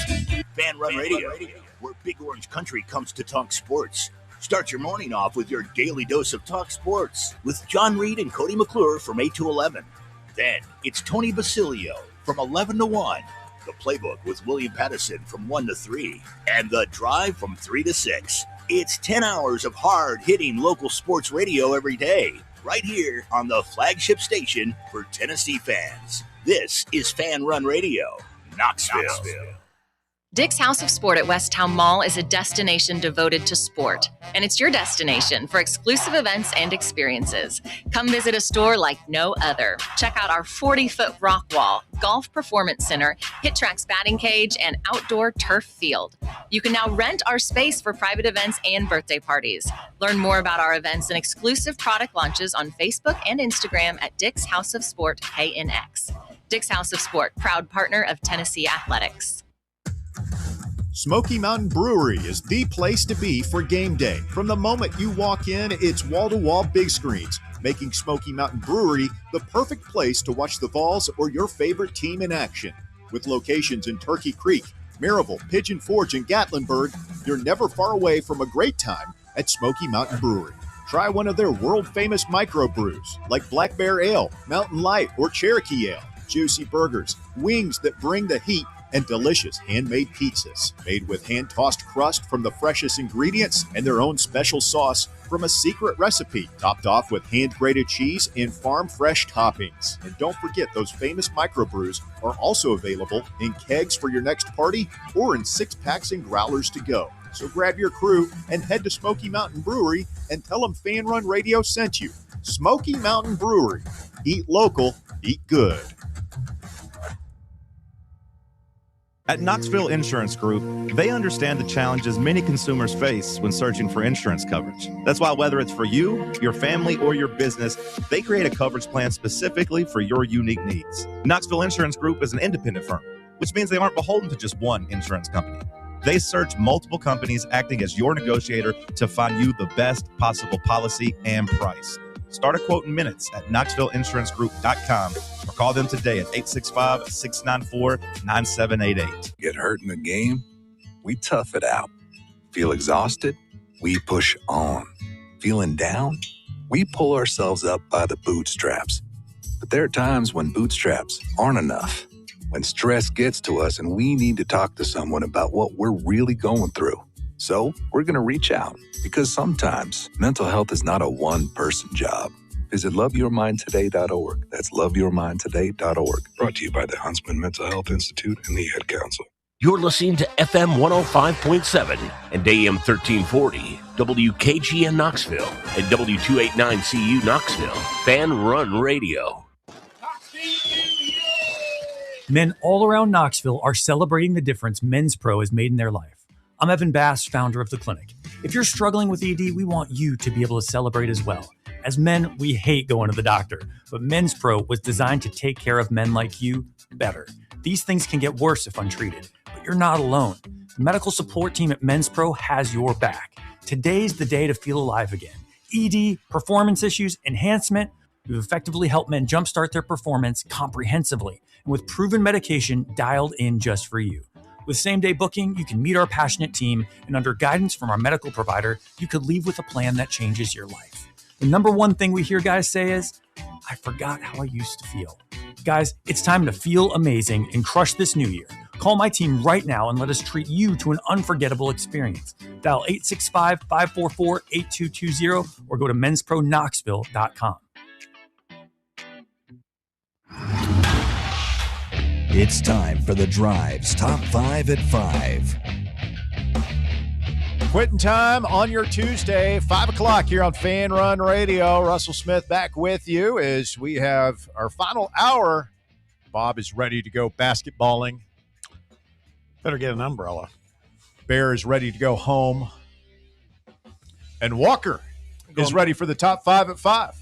I'm also ready for some basketballing myself as well. Are you going? I am going to the game. Taking my mom. It's going to be a great time. Nice. You want a T-shirt? I You might got an get umbrella? I got one in my car. Let me just ask Everyone's you. got to keep an umbrella in their car. Who wants a T-shirt? I mean, look, I'll catch a T-shirt 50% of the time if I go. The stats are proving it. Vol Nation, make some noise. 50% of the time, he yeah. catches a T-shirt every time. Yep. At number 1, the number 25 Vols have another home SEC matchup tonight in Thompson Bowling Arena. Tennessee will play Ole Miss at 7 p.m. on ESPN2, while Felix Okpara is set to miss his second consecutive game with a calf injury. Tennessee is an 11.5-point favorite. Oh, Felix Sakapara. Hopefully he can get back soon. Al Pinkins, who used to be a coach here we were just talking about, Bob. Mm-hmm. Former college teammate of Justin Gainey at NC State. Nice. His son hit the game winner against Georgia this season in that wild game. Yeah, They both can bond over having coached their kids at the SEC level. Yeah. Good for them. Good for them. At number 2, Tennessee spring practice will conclude on April 11th with the orange and white game the athletic department announced today.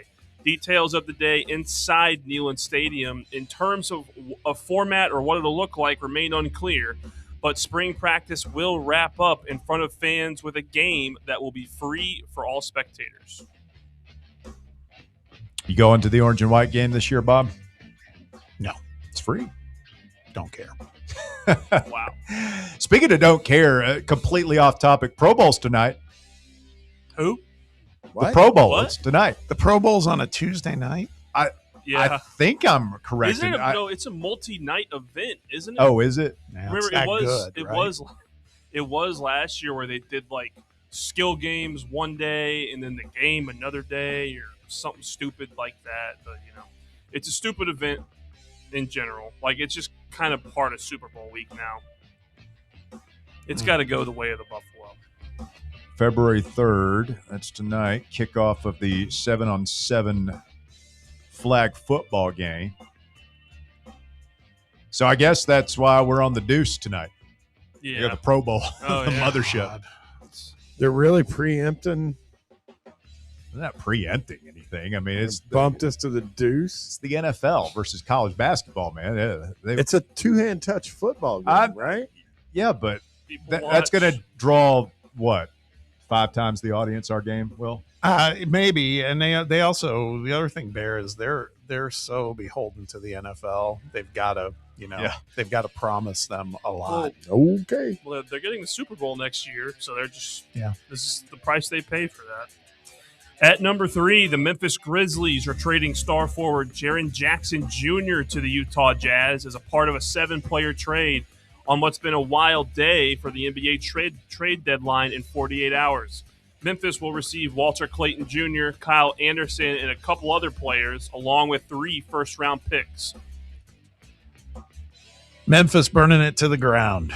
Yeah, Ja's up next. Yep. You're going to be going somewhere. I was saying to William Pattison, known Memphis Grizzlies sheep. Wow. I was like, the reality of this is they got a ton of draft capital. That's awesome, but it's going to take like 3 or 4 years to rebuild that thing. Yeah, no, they're in a bad spot. And, I mean, feel like they're making the right decision, jumping ship at this point and not waiting until Ja loses more value and eventually Jaren Jackson will lose more value. Was there some I saw a note about some expose about the Grizzlies owner being involved in some shady stuff that might force him to sell the team? Who's that? Said the Grizz? Yeah. I don't know. I don't know about him. That Steve Tisch guy's in hot water. Who's that? The Giants? Giants, The yeah. Giants Owner of co-owner? the Giants. Yeah. Apparently all over the Epstein files. Who isn't? You're on the Epstein files. Probably the 4 of us. You are, yes. Not me. That's what I'd say if I were on it. At number 4, Falcons president of football Matt Ryan would not commit either way today to Michael Penix Jr. being the team's starting cornerback. Penix is recovering from a surgery to repair a torn left ACL, which he suffered last November, and is expected to be out for anywhere from 9 to 12 months. I bet he's not the starter. I think Cousins is their guy for at least another season or 2. I thought they were going to try and cut ties with Kurt just because of all the money they have to pay him. Unless I'm misremembering them restructuring that deal at some point. I never believed in Penix. I think they did. I mean, he was like 29, wasn't he? Who, Penix? Penix was older than Hendon. It's like 26. Yeah, but so. he's been hurt Yeah. like more often than he hasn't been. It's like 2 or 3 knees. Never believed in him. Not even when he was committed to us. Never Never. a big Penix guy. Never? Not even when he was playing in the national championship? No. Never? Thought he was a system QB. Well, there you have it. Yeah. I'm rooting for him. Not rooting against him. I'm just not a believer. I don't Yeah. think he's very good. I don't like. I wish teams would be more patient with quarterbacks sometimes because this guy's had 1 full year starting. Had to sit the year before being forced in because Kirk was so bad. I think it was a terrible draft pick. You signed Cousins to that big deal. Get him a weapon, man. Go play. You got Bijan. You got Kyle Pitts. Drake You got London. Cousins. You got James Pierce Jr. Yeah, exactly, man. That was a wasted pick. Falcons. I thought the Falcons finished pretty strong. I think Honestly, they won their last 5 straight or something Yeah. like that. Cousins looked good. He did. He did. Coach still got fired. Certainly did. You like that? You like that? You like that? I like Kirk Cousins. That documentary changed his view entirely. Very likable. Very likable. And at number 5, a Florida pastor has come under fire for allegedly pressuring his followers to make a $10,000 donation in 90 seconds for a chance to become millionaires. Dr. Todd Hall, founder of the Shabbat Ministry, Church, and Fellowship, told his followers during a service that, quote, I want to make a multi-millionaire out of someone, but they have to give $10,000 and they have to do it within 90 seconds. The urgency of this request and That's what they call hard sell. and the promise of making the donors millionaires through sheer divine will are both meant to pressure service goers with digging into their bank accounts. The scene has fueled accusations of manipulation and exploitation. Yeah, imagine it has. Bear, how did they do offering at the Catholic Church and you're growing? Did they pass out the dishes, the plates? Yeah, they've got sometimes, or I think we had like these long handled baskets. That's what I grew up with. We had like the plates. There's like a big bowl. Looks like you make change. Well, no, but I was always excited because it was a good one when they passed them out, because like Mom would give me a buck or two. And I could, I felt very grown up.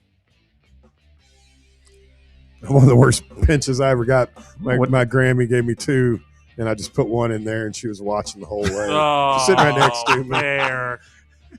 Stealing from the Lord. Gave me what she was affectionately referred to as the Sunday school pinch. Back of your hand. Basket would come across to me. I'd put the money in, and I'd look, and I'd point and say, "Keep it. You're good." Somebody break a $5. Yeah. You got change for a 20. The Lord ain't a bank, son. Thank you, Walker. That's good. But man, what's that guy doing?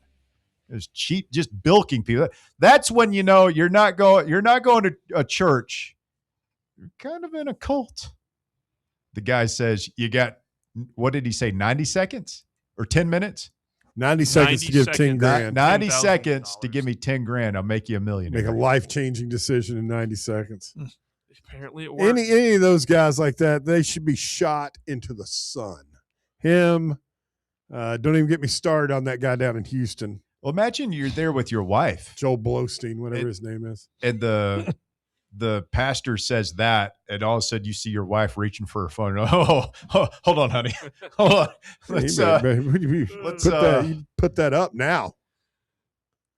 Let's wait just a minute. Let's see if somebody else wants to be a millionaire first. You need 10 grand from me in 90 seconds, huh? Let's talk about this a little more. Did the Lord actually say that? Unless you're threatening to break my kneecaps. Yeah, that's the only time I could ever envision somebody. I love those guys, man. Yeah. This is a real church. It's not like it's a real church. The TV pastor. Those are real churches. Send the money right now. Yep. Like Jimmy Swaggart. Send it right now. But Jim Bakker, do you know Jim Bakker's still doing it? Really? Yeah, he's selling. You can see the commercials on Tammy Faye Fox News and stuff. He'll be selling like water. It's like blessed water, holy water by the jug. Get some of this water right now. It's Jesus's tears. It'll heal anything. I worked in some of that stuff in my early days. Just to televangelist. Well, yeah. I Really? mean, I was like on the crew, did camera and stuff. Yeah. Remember Robert Schuler? Yes. Crystal Cathedral. That's a really special individual. Mm-hmm. Bob, are you aware of how much Bear and Russell love cults? They're fascinated. Big cult guy. Not Huge. surprised. Favorite cult, Bob? None.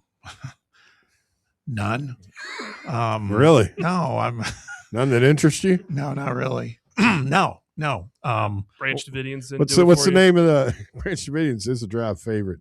But the people of the Comet was gonna. Remember the people of the Comet? Heaven's Gate. Heaven's Gate, yes. Yep. Well, That's Marshall Applewhite. Yeah. Hoosier Pride. Jim Jones was a Indiana native. Yeah. Oh, People's Church. He's up there. He was a big socialist too. Like I could have seen Bear going down there in French Guiana and taking up land down there. I really You've been first in line for that Kool-Aid. Yeah, Can I get some of the grape flavor? Got any more cherry? It's got a little bit of a kick to it. Can I get another cup? Supersize that for me, please. This better not be who I think it is. Oh. You have got to be kidding me. Oh no. Breaking news. Oh my God, these people! I told you. Oh, they did it again, didn't they? They did it again. Knox County schools will be closed tomorrow. I knew it. I knew it driving around my neighborhood today. Too wet? Is that No. the deal now? There's still side roads in I neighborhoods. tell you, our society's cooked, man. It's over. He's giving A up. school bus. He's giving There's no up. way a school bus could make it through It's my neighborhood. over. There's too many patches of ice. There's no way. Patches? like patches. stretches. Like big long There's a stretches patch of of ice. You know how heavy a school bus is? You know how many times we went to school in the snow growing up on the school bus? How long it's not like the buses have changed. It's the same buses that we went to school on. There's no ice. There's no snow. What are we doing? No, they can have school tomorrow. I give you the 100% guarantee. Not a single child will die. Nothing will happen. Everything will be okay. What are they so scared of? I really wish that we could just keep this kind of news from you. Just not let you know that it's going on. It's so You get dumb, so man. wound Like, up. Oh man. what are we gonna? How are we expected to teach our kids any resiliency when we insist on protecting them from nothing? Meanwhile, some of the finer institutions locally will be going back for their second day of school tomorrow. The Webb was in school yet today. were in today, Were they yesterday? No, They're back today. They were back today. Going back tomorrow. Going for back sure. tomorrow. They might go early tomorrow for all we know. They're probably just going to go on time. Yeah, they might stay longer. As a matter what of they fact, do. An entire Scholars. generation of kids who grew up with participation trophies, who were told that you don't have to go to school if there's a little snow on the ground. It's too cold. I mean, if it's the bus might careen out of control, and I just don't know why spin they off don't the make it side. go remote. I mean, we've got that now. To hell with remote. high Get your school ass to was school. Remote high school did not work. No. My senior year was the year COVID hit, and we did remote our entire last spring quarter. It doesn't work. I would argue it did more damage than good. At least certainly to my did. daughter, I It would say did- that. it definitely did more damage. That's unbelievable. I thought, like, I knew we were soft. I thought, I didn't even think they would do the 2-hour delay. I thought they would just, we're going back to school tomorrow. There's no more snow. There's no more. It's washing away as we speak from the rain. Is it supposed to get freezing again It's tonight? fine. No. Oh, it's just going to be regular. I'll now? send you pictures from over my neck of the woods. There's parts of the county that are still pretty rough. I'm just saying. I in know what. Uzbekistan or something. No. East and northeast got hit harder than West Knoxville. I bet you money on Thursday they'll start late. Oh, absolutely. I'm sure. It's unbelievable. It's so ridiculous. Oh. Magic Mike says, hey, everyone has got to remember that tonight you got to feed the floor. That's right. Got to feed the floor. I'll be feeding the floor. Feed the floor. We've got to feed the floor. What's the other one I heard? There's another thing that he says that I completely forget. Oh, it's let's make. It's when he goes, "Let's make some noise." Yeah. It's my favorite one now. Yeah. I think you're making plenty on your own, sir.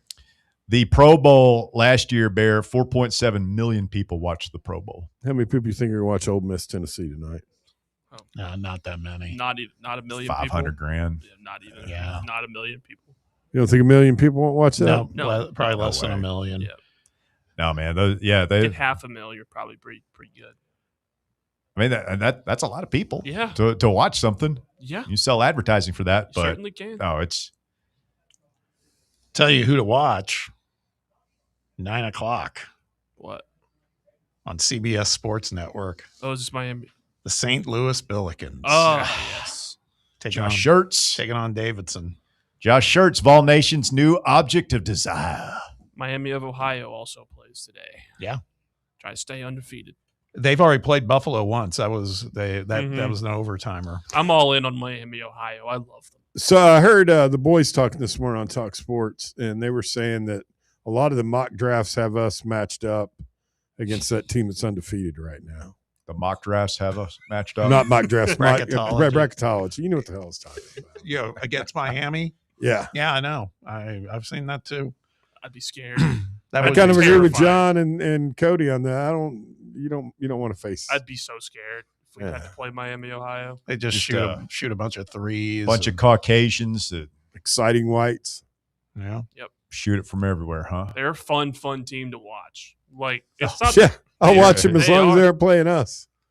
I love their games. We did move up in Lenardi's pecking order to the 5 seed. We're the number 2 He's 5 still seed. dead to me.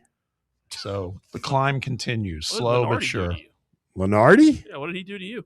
He was a sheep they sent out there to try and somehow explain why we didn't deserve a number 1 seed that year. It was stolen from us.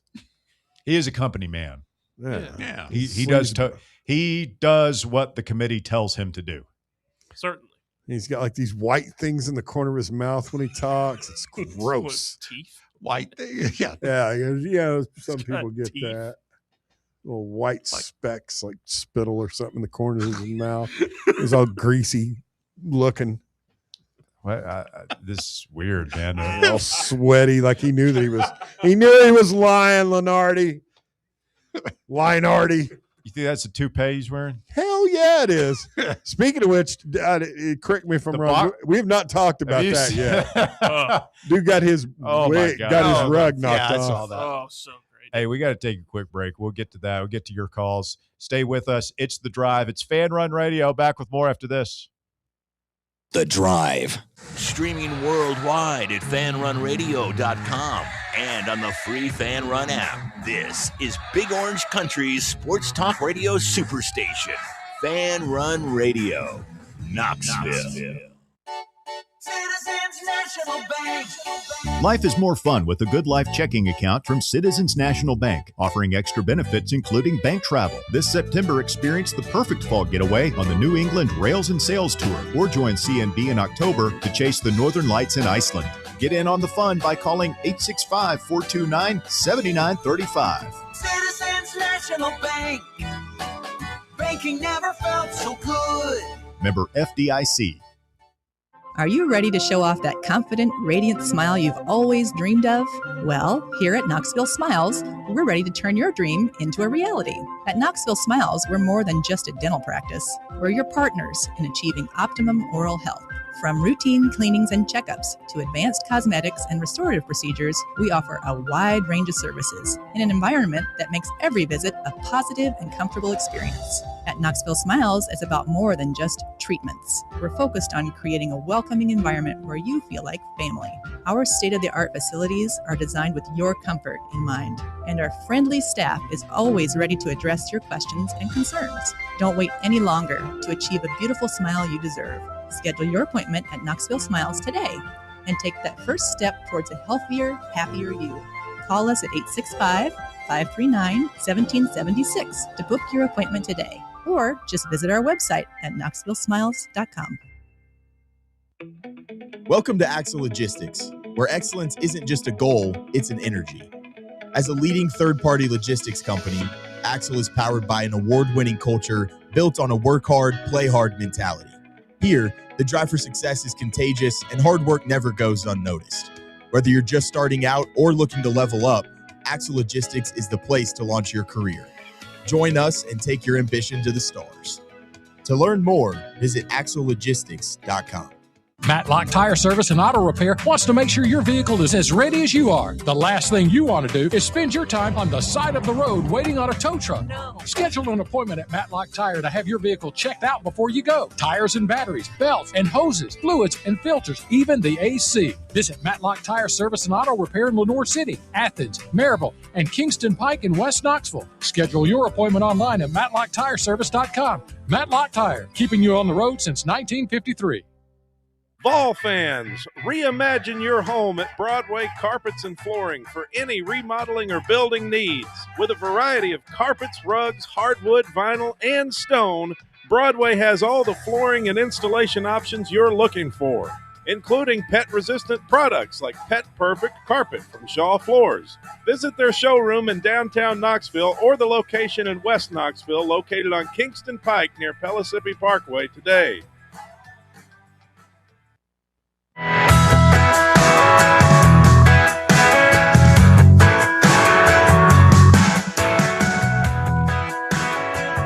Fan Run Radio, The Drive.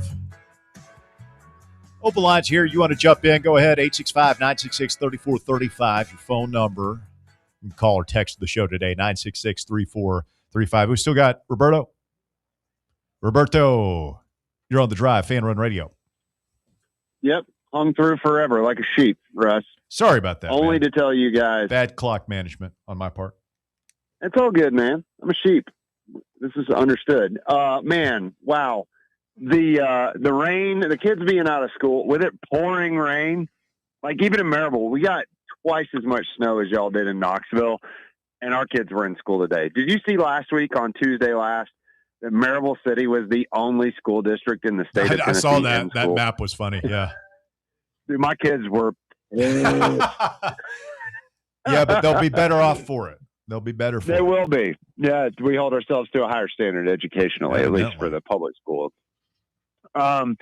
Yeah, it's funny you guys were talking about Lindsey Vaughn earlier. And that, I mean, if that tells you how long I've been on, I called like 3 minutes after that. Just to tell you what that's like, I had a MCL injury like 15 years ago and skied on it one winter. And, dude, it was the most unstable I've ever felt. And MCLs heal, right? ACLs will not. And I was, I ski hard, but I'm not going 75 to 90 miles per hour, as Bear said.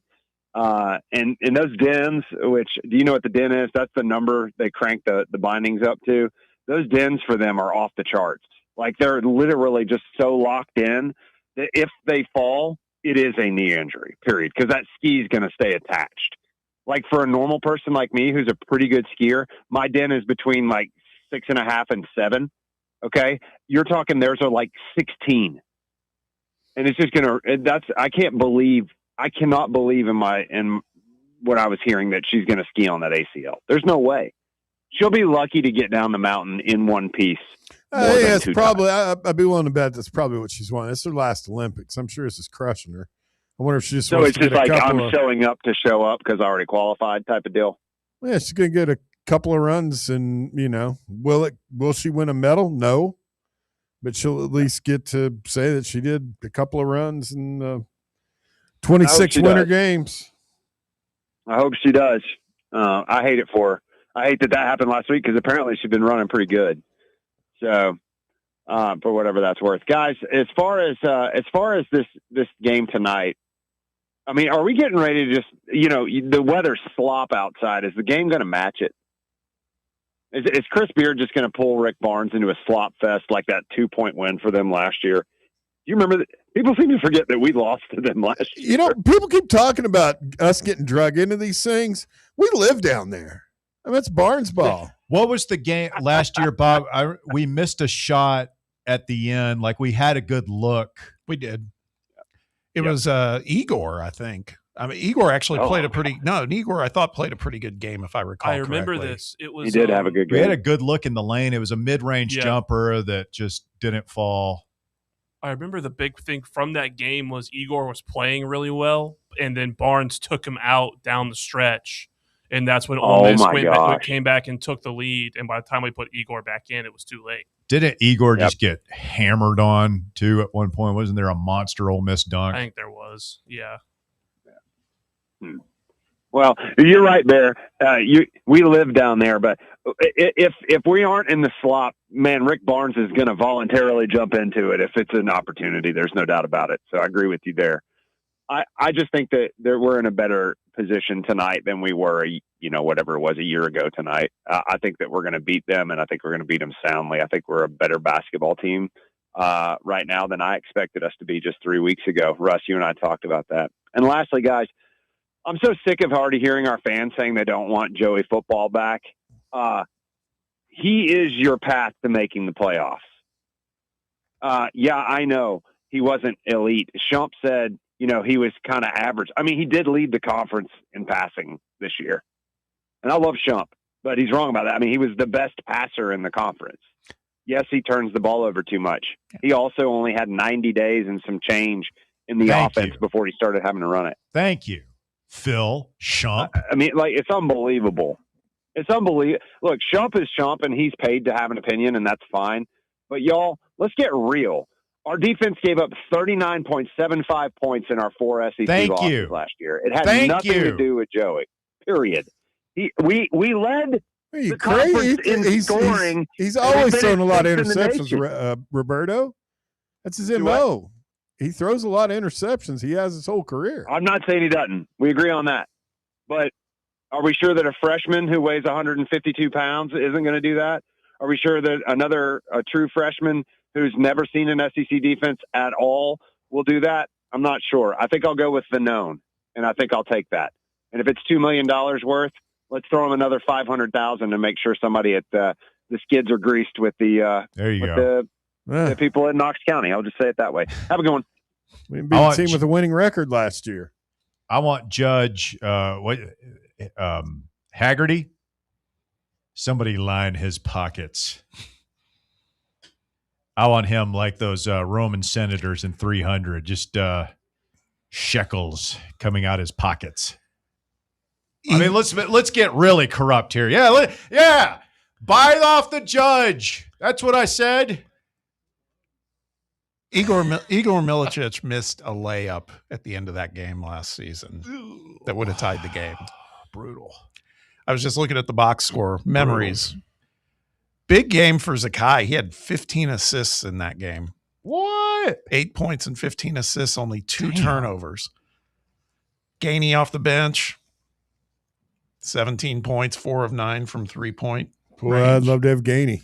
Yeah, no kidding. Who We would? have breaking news this afternoon. Let's go to the breaking news desk. We do.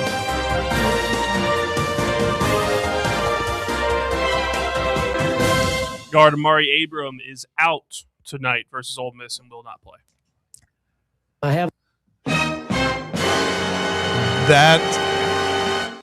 No Amari Abram. No Amari Abram. Look for Troy Henderson to get some more minutes then. I feel like maybe an Ethan Berg sighting. If his shoulder. Oh, yeah, let's hope. If his shoulder. Let's hope. Was Abram getting any minutes? He played a couple the other night out of necessity, but my wife calls a big 3 in the Alabama game. He actually did.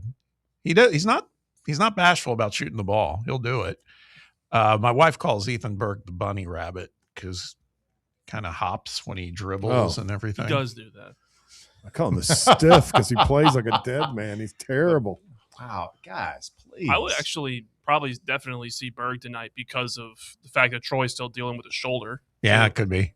Or Joe, they put Berg out there in any meaningful minutes. We are in trouble. Bear, are you having a dalliance with Phil and Shump and the Joey Aguilar Haters Club? No, I'm just going to be honest about Joey. I mean, he has had a lot of turnovers, and that's not something quarterback. I mean, say what you want about Milton and Nico. They didn't have a whole lot of turnovers. Hooker had almost none. And you got to know where to go with the ball. And he sailed some balls. He had some turnover issues. I just remember the Oklahoma game. I think that's some of it. Those are my memories, like the Oklahoma game where he sailed some balls. He cost us in that one. Yeah. And he sailed some there, but I'm having trouble remembering like passes that sailed and were intercepted other than that game. How do you, again, I have to say I didn't see much of the bowl game, but I mean, his numbers against Illinois were atrocious. I mean, did he do much in that game? Yeah, but I will actually cut him slack on that because usually he had less than 2 seconds to get the snap, read the defense, make a decision, and then get it out before he got didn't crushed. have good protection. And he, I remember there were a couple of drops, including one by Braylon Staley that was just horrendous. And, Lance Hurd, the Olay block at the beginning of the third quarter, whatever happened there was not helpful. Where he stepped on somebody and slipped or. Yeah, it was rough, but we got to get this guy eligible, man. We got to buy off this judge. Danny White did say we could become the New York Yankees. Why not? If we need to. We gotta throw if we're some gonna money do that, in this guy. Kind of, get our QB1 ready to roll for next year. Hell with this 9-3 stuff. Let's go 10-2. What about that guy, SEC Unfiltered, that ranking that had They're power ranking SEC quarterbacks. Yep. It was him and it was two guys that did it. They each did their own version. And they're assuming that George McIntyre is going to be our quarterback. The stick man, as you called him yesterday. I said stick man? You said yes, stick you man did. yesterday. Yeah, you doesn't turned sound on like him something like I would say. a rabid pit bull. You did. Yeah. And they both have him ranked dead last, 16th. One had him 15th, ahead of Jared Curtis, and then the other Phillips had the guy at 16th. He had George at 16th. Doesn't bother me. I mean, I think if you look at Heupel's history, I don't want to make it sound like he's a quarterback whisperer, but I would imagine he'll have a better whoever's a quarterback will do better than worst in the conference. Was it you was telling me that the same guys had Joey Aguilar like 14th or something coming into the season? 15th at preseason. Okay. Yeah. Who'd they have behind? Which, and that's fine too, right? Because at the time, he's from Appy State. Well, and again, I think everybody was looking at prefacing it with, man, the guys had no time to learn the system. So if it is George, those kind of rank, I probably would have him far down the list as well, just based off we haven't seen him yet. But as somebody who follows Tennessee closely, I have a lot of confidence that if Joey can't play and we're forced to get George ready, and we're assuming that Faison won't be ready as a true freshman, I have confidence that Heupel and Halsley can get George ready to function at a high enough level to be competitive. You think he'd be able to function at a Nico 24 level? That would be the floor, I would think. The floor? Yeah. I mean, what's different between his other than the star ratings by the two guys, which aren't really that different? What's the difference between their two situations? I mean, Nico's a lot better runner than George, although we hadn't gotten to see George. Yeah, I mean, I just think that's an incomplete. I mean, it might be. I don't know. Maybe I'm selling Nico a little bit short, but I would hope that is the floor or near the floor for what we can do. And I would hope that we've learned lessons there and to tweak the offense a little bit, and let's do some different things and build to George's strengths a little bit more, so we aren't pounding our head against a brick wall the way we were a lot of times in 2024 offensively. 865-966-3435. So the boxer whose toupee flew off, we've all seen that video, right? Oh, yeah. Really fly. They got knocked. It got knocked off. It's Jarrell Big Baby Miller. Are you seeing the reason that he was wearing the toupee? No. Didn't see that. He says that he got the hairpiece after he lost his hair 2 days ago, 2 days before the fight, when he said he mistakenly used, quote, ammonia bleach instead of shampoo to wash his hair. I'm calling BS on that.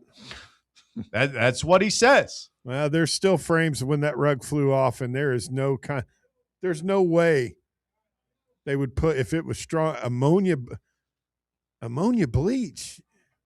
You can't mix ammonia and bleach, Bob. It makes chlorine gas. It'll kill you. Yeah. Am I right on that? Like that's the I two think things so. you can't mix ammonia and bleach. I'm not a chemist, scientist, yeah, chemist. I'd probably agree with you. Self-preservation beer. You don't mix household chemicals. That's what you call him Big Baby a liar? Yeah, I'm calling him a bald-faced liar. Maybe a bald-headed liar. Get him on the show, Bob. I'll do it over the phone. Question is, he won the fight. Did he really? Yeah. It's pretty awesome. He's a liar. They said those clips you saw of like him getting hit and it's like coming up. They said after the next, like before the next round, he goes back to the corner. They're wiping him up and everything. As the next round was getting set to start, said he grabbed the toupee and flung it into the crowd. Ugh. You imagine that thing landing in your lap? What kind of adhesive do you think they used on that? Apparently not good enough. You sweat through it and it starts peeling. Next thing you know, dude's banging on you. And get some Gorilla Glue. That won't happen. Miller said, quote, I'm a comedian in his post-fight interview. You have to make fun of yourself. Yeah, I was right, Bob. When you mix those two together, it can make chlorine gas and hydrazine. I don't know about you. You tell me hydrazine just sounds dangerous, doesn't it? Tim Dewberry says it's cyanide gas is what the end result is. So chemist Bear. Not according to the Washington State Department. Ammonia of Health. bleach typically refers to household ammonia, a strong cleaning agent used for surfaces which should never be mixed with chlorine bleach. Mixing ammonia with bleach creates highly toxic, potentially fatal chloramine gas, resulting in severe respiratory distress, coughing, chest pain, and watery eyes. It's one of the managers at O'Charlie's over here on Turkey Creek, tragically, they were cleaning the back of house one night and he wasn't paying attention and mixed two things together and it created that gas and it was dead in like 3 minutes. What's smelling salts made out of? It's got some ammonia in it, right? I think so. Were you in here when we cracked those bad boys open? I've done smelling salts before. I didn't do it here, but I think we ought to as a show every day at like 2:59. You say do smelling salts like it's a drug or something. Hey man, Do up a wanna bunch some of 'em. smelling salts. Yeah. Oh, Love smelling salts. really? Okay. Yeah, they get you Never fired heard- up and ready to go. They do get Well, you maybe dialed the in. peace side over here. We'll do it. We'll just do smelling salts and punch each other in the face right before we get started. Yeah, you guys do that. Joshy boy, you're on the drive. It's Fan Run Radio. Good afternoon, sir. What's up, guys? How are you doing today? Doing well, thank you. Good.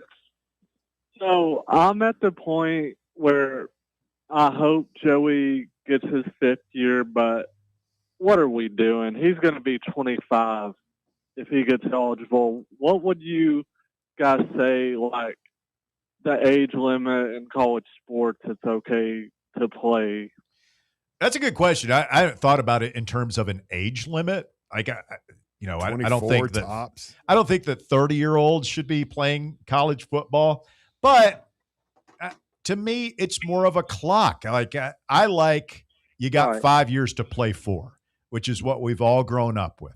True. It feels like there's some momentum to change it to 5 years to play 5, like you just got 5 years. But whatever it is, like let's just make it the rule and everybody agree to it. Because there was the tight end from Miami, I don't know if you guys heard before, that played like 10 seasons. He kept getting like the injury red shirt or whatever the deal was. What is it? That TJ was Finley is getting set to play for his 7th year for his 7th school. Yeah. Yeah. It's ridiculous. Yeah. I mean, let's make the rule. And I understand things got wonky with COVID and we could never remember but that's over now, right? I think we've got the last of them. So let's just, hey man, come up with some rules. Like I know the NCAA has its problems, but let's make the rule. And I know people are going to sue it and everything, but if the schools agree that, hey, we're not going to push the envelope on this anymore. If you don't, I won't. And we all take the pledge. We all take the oath publicly. We all do. Then that should be enough in my book. Bob, go ahead. Go ahead. No, you're good. Go, Joshy. Bob, who's a player to watch out or two for Ole Miss tonight? We were talking about this earlier. Malik Dia is their big. He's about 6'9". Kid from Nashville, actually. He used to play at Belmont with Jacoby Gillespie. The thing about him is he can shoot the three. Now, whether he can shoot it well or not remains to be seen. As we heard from the guy we had on the show that covers Ole Miss, Brad Logan, he was saying that he's very inconsistent, but is capable of going off. And they also have AJ Storr, who's talk about a guy who's played. He's played at 8 different schools between high school and college. He's never played more than one season at any school that he's been in high school or college. So, but he's Ole Miss's leading scorer. Played at Kansas last year and was an absolute failure there, but he's averaging about 14 a game. Those are the guys. Other than that, I'm not. They do have a guy, this point guard Camerdine that they were talking about. Check him out tonight. He looks like Tyrese Halliburton. I'm telling you, facially and everything else, he looks like a doppelganger to Tyrese Halliburton, but not quite as good, obviously. Yeah. So we win tonight. Do we feel really decent about our chances going up the Rupp Saturday? I think I feel good about our chances going to Rupp no matter what happens right now. I'm feeling pretty good about the team. I'm feeling good about the team. I don't feel good about our chances at Rupp. It's being realistic, looking at the history and just tough. I really interested to ask Polinsky when we have him on this week what the deal is there. What's the deal with Kentucky? Yeah, like well, what there's. Is you there can ask something him that? Huh. Season before last, Sure, we why beat them in Lexington, though, if I recall correctly. Barnes has had more success up there than any UT coach, I feel like. I think we're packing everything into the last three regular season. Well, yeah, I mean that's my question. It's like what happened? The 5 of 6, right? We've lost 5 of 6 against them, I believe. No, we've won 2 that it's I 4 know or 5. Of. No, man, I'm talking about the tournament game. We've won 2 of the last 5 against them. We beat them in Lexington 2 years ago. The Awaka game. Remember Awaka and Aaron Bradshaw? They won both games last year, regular Right. season games, and this year both games, or no, we split. They won. We split 2 years ago. Is what We I won up recollect. there. They won here. Yep. Who wins that fight? Said let them go. Oh, Tobey. Tobey killed him. Would have mauled him. He had that crazy eyes killer look in his eyes, man. They had to. You really didn't just do what I think you did. What? That was that look that Tobey. Yeah. What? Yeah, he looked mean. Now we should ask him. I think some of it I'll attribute to the history Barnes has with new coaches, man. We've seen it before. He struggles the first couple times, but man, you got to get over the hump there. All right, coming up on the shocking conclusion of the drive, we were talking about the baseball calendar and moving the schedule back a little bit. Speak of the devil, there's a little bit of movement on that. We'll have some news for you when we continue. Stay tuned. The final segment coming up next right here on Fan Run Radio. The Drive. Can't get enough Fan Run Radio? Download the free Fan Run app and take the best Tennessee sports conversations with you wherever you go. Hey, it's Russell Smith here for ECR Total Landscapes.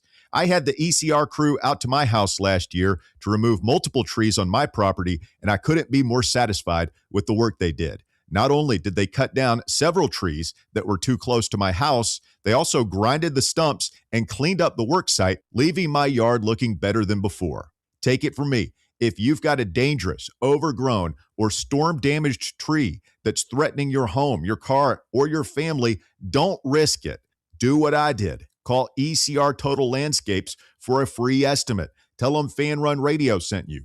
865-384-2012. That's 865-384-2012. Your local tree cutting experts. These guys get the job done. Check out their website, ecrtotallandscapes.com. For over 3 years, Crumble Cookies has served the Knoxville area. From Clinton Highway to Parkside Drive, even our friends out in Maryville have reached you, our fans, with the best cookies in the game. This fall, Crumble is gearing up for yet another fantastic season. Whether you're tailgating or looking for a pick-me-up after getting the kids from school, Crumble has you covered. Download the Crumble app to check out this week's rewards and features. And stop on by. Tell them Fan Run sent you, but don't miss the cookies. Bankruptcy, divorce, personal injury. These are just some of the curveballs life can throw at you. Fortunately, East Tennessee has someone to help you work through these problems and recover. The law offices of Jerry R. Givens. If you're in need of legal advice, call today to set up a free, no-obligation consultation. 865-801-9250. As always, the phone call is free, the advice is free, so what do you have to lose? Call 865-801-9250 or go online to jrglawtn.com. That's jrglawtn.com. The law offices of Jerry R. Givens. Legal expertise you can rely on. In a world filled with deadlines and screens, sometimes we forget the simple joys of life, days filled with special moments. At Inward Half, we understand the essence of these moments. Feel the difference between our breathable fabrics and flexible apparel as you disconnect from the hustle and bustle and reconnect with what truly matters. Inward Half. Simple luxury for on and off the course. All right, wrapping up the drive here on Fan Run Radio. Scoop from Kendall Rogers. Of course, he's like the Adam Schefter of college baseball. He's just the guy. He's the oracle, right? Yeah. Yeah. Some movement, apparently momentum to move back the NCAA baseball season to the first weekend of March. So that'd be a pretty big jump. We're the second weekend of February now, so that give you 2 more weeks. He says it's a very long way to go in that, but there is some momentum there, and it's something that's been re-energized by Clemson head coach Eric Bakich behind the scenes. So, yeah, I mean, I don't know if that pushes the season back anymore. It pushes the start of the season up. Maybe gets rid of some of the early non-conference games. I'd be all for it. It just does not feel right. I mean, I'm excited that baseball season started, but man, I just feel like those series against Nicholls State and Iona and Siena and everything are not very entertaining. Agreed. Boring. But to me, it's also kind of like college football. It's like let's play Boston College. Let's play Louisville. Let's play TCU. You know, let's play some other teams. Yeah. That's what I would say. We've lost 4 in a row at home to Kentucky in basketball. Not beaten Kentucky in Knoxville since 2022. It's no bueno. We lost 4 of 5, 6 of 8 to the Wildcats. Yeah, we need to ask Coach P what's going on, man. What's happening here? Anything you guys? Because that dates back. That dates back to Calipari. That's not just like Mark Pope having some sort of mastery over Rick Barnes. It's we had really kind of turned a corner with them, and we're giving as good as we had gotten from them for a lot of the Barnes era. But right back to him. Damn it! I got to figure that out. Have you guys seen the new ad, the new campaign ad that the Georgia Democrats have posted against Derek Dooley? Yes. What an idiot. I'll get into the politics of it. I don't know what Derek Dooley's platform is. Hair gel for everybody? I don't know. But it was a really good ad. Yeah, I love seeing – I mean, who doesn't like seeing Derek Dooley getting drugged? So apparently Dooley made some comment on the campaign trail to you judge somebody by their record, talking about politicians, right? So they're filming as a resume or something? I don't know. He's saying judge them by their record. And so they're like, okay, you were, I think, 15-23 as a head coach at Tennessee. That's your record. But it's a video ad. So there's lots of images of him coaching at Tennessee and the Dooley's dozen and, looking generally incompetent. And it's a really good campaign ad because first of all, you're reinforcing his connection to voters who might not remember, might not be football fans that, hey, this guy was the coach of a hated conference rival. Yeah. And then you're also re-emphasizing the fact that he sucked. Yeah. He was not good. Yeah. And using his own words against him. He's born on home plate. Thought he hit a triple and stole home. I'll say this, though. I hope he wins. Why? Derek Dooley in Congress? Are you kidding me? This country's already, we're already done for. Like, I'm just here for the poops and giggles at this point. Is that a cynical view?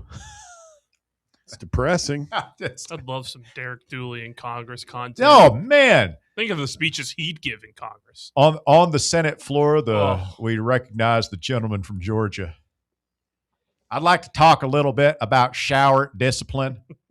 The gentlewoman from Maine stinks something fierce back there. We've really got to do a better job of personal hygiene, application of soap to rags. Talking about him being in the restrooms outside the chambers and the ply on the paper towels is not good enough. I mean, this is the people's house. We can't have senators coming to the floor with chapped heinies, all right? Get us some Charmin Ultra Soft in here stat, or I'm out of here. Yeah, the trash cans are not fit. He's telling the man at arms. What do they call that guy? Sergeant at arms. He's telling the sergeant at arms like how to stand at attention. No branding on the trash cans outside. You need to put U.S. Senate branding. Is that what you put on the trash cans? That's what he did one time. Yeah. That's as the legend has it with the trash cans outside of Neyland. He was like, "You're missing a branding opportunity. We need to have signage." That guy was notorious. I mean, he gave some poor kid supposedly the guy called in Tony B's show and told the whole story. Gave him a lecture on light bulbs down at the Rocky Hill True Value hardware store. But he made Walker a hell of a hamburger. I always forget that you've got a personal tie to him. Oh yeah. It's very Bear-like in your like. Was his son like in your class? Yeah. Was we grew up together before he had to, leave. Before we got rid of him. Yeah, before they canned his town ass. ran his dad out of town. I was reading a thing. KnoxNews.com had a piece about George Quarles. You guys would love My this. guy, the George Quarles. George Bear, not so much, but he was talking about how I think this is like his fourth job in 4 years. Because remember, he was at ETSU and then ran whatever happened there. Did he go to? He was at Austin P. He was at Furman before all those, yeah. right? So he's bounced around a lot, and he was talking about, I guess his kid is playing for him at Webb now, and he's like, yeah, he's been a trooper. He's been 3 or 4 different schools in 3 or 4 years. Yeah. So, Well, he's home now. It's home of the Spartans, green and white. we need to get him on the show. Quarles? Yeah. So that'd be pretty fun. Love Welcome that. back to Knoxville. Bear can ask him why they're ducking Catholic. Yeah. I mean, it's selective to sports. They duck. And they ducked Catholic in basketball when they had the upper hand. Not ducking them now. Their colors ought to be yellow, green, and white because they got a stripe down the middle of their backs a mile wide, Walker. Yellow. What? Just lashing out wildly. Nah. You don't It's not have to even lashing out wildly. Don't listen to him when he gets like this. They're He's just- yellow. He's angry. Scared. They won't play us in football. He's yelling. I know what'll happen. He's mad. He's mean. He's fired up. Get All right. Crushed. The higher But- standard of programs that we participate in. Oh, yeah. Oh. Yeah. Oh. Yeah. Oh. High standard. Higher standard. Yeah. Pee-wee ball down there. Higher in the standard, he said. Small ball. Division I. You calling George Quarles small ball? Yeah, if he's going to play in that Division I. That's the winningest coach in the history of East Tennessee high school Certainly football is. you're talking He's the about. dirtiest player in the game in East Tennessee. Wow. Wow. You would never say that to his face. Saban was envious of You would his. never of his say that illegal to his We recruits. got to get it. We got to get Hell, I it. would. There goes his We appearance gotta on get our him show. the show. Your Quarles? Yeah, no. George Quarles at a 6'5", 330-pound current Division The I. college nicest football guy you'll player. ever meet. And I'll say something to him if you you- dare me you to. I will. will. I absolutely You will. will absolutely not. I will. If you give me the opportunity and don't think I won't, you out of your mind. You know I'll do it. Be careful out on those roads, Bear. Nick Saban at East Tennessee Well, with High all School the patches football. of ice in your neighborhood and everything. All right, folks. We'll do it again tomorrow, 3 to 6 here on The Drive. Coming up next, it's something else.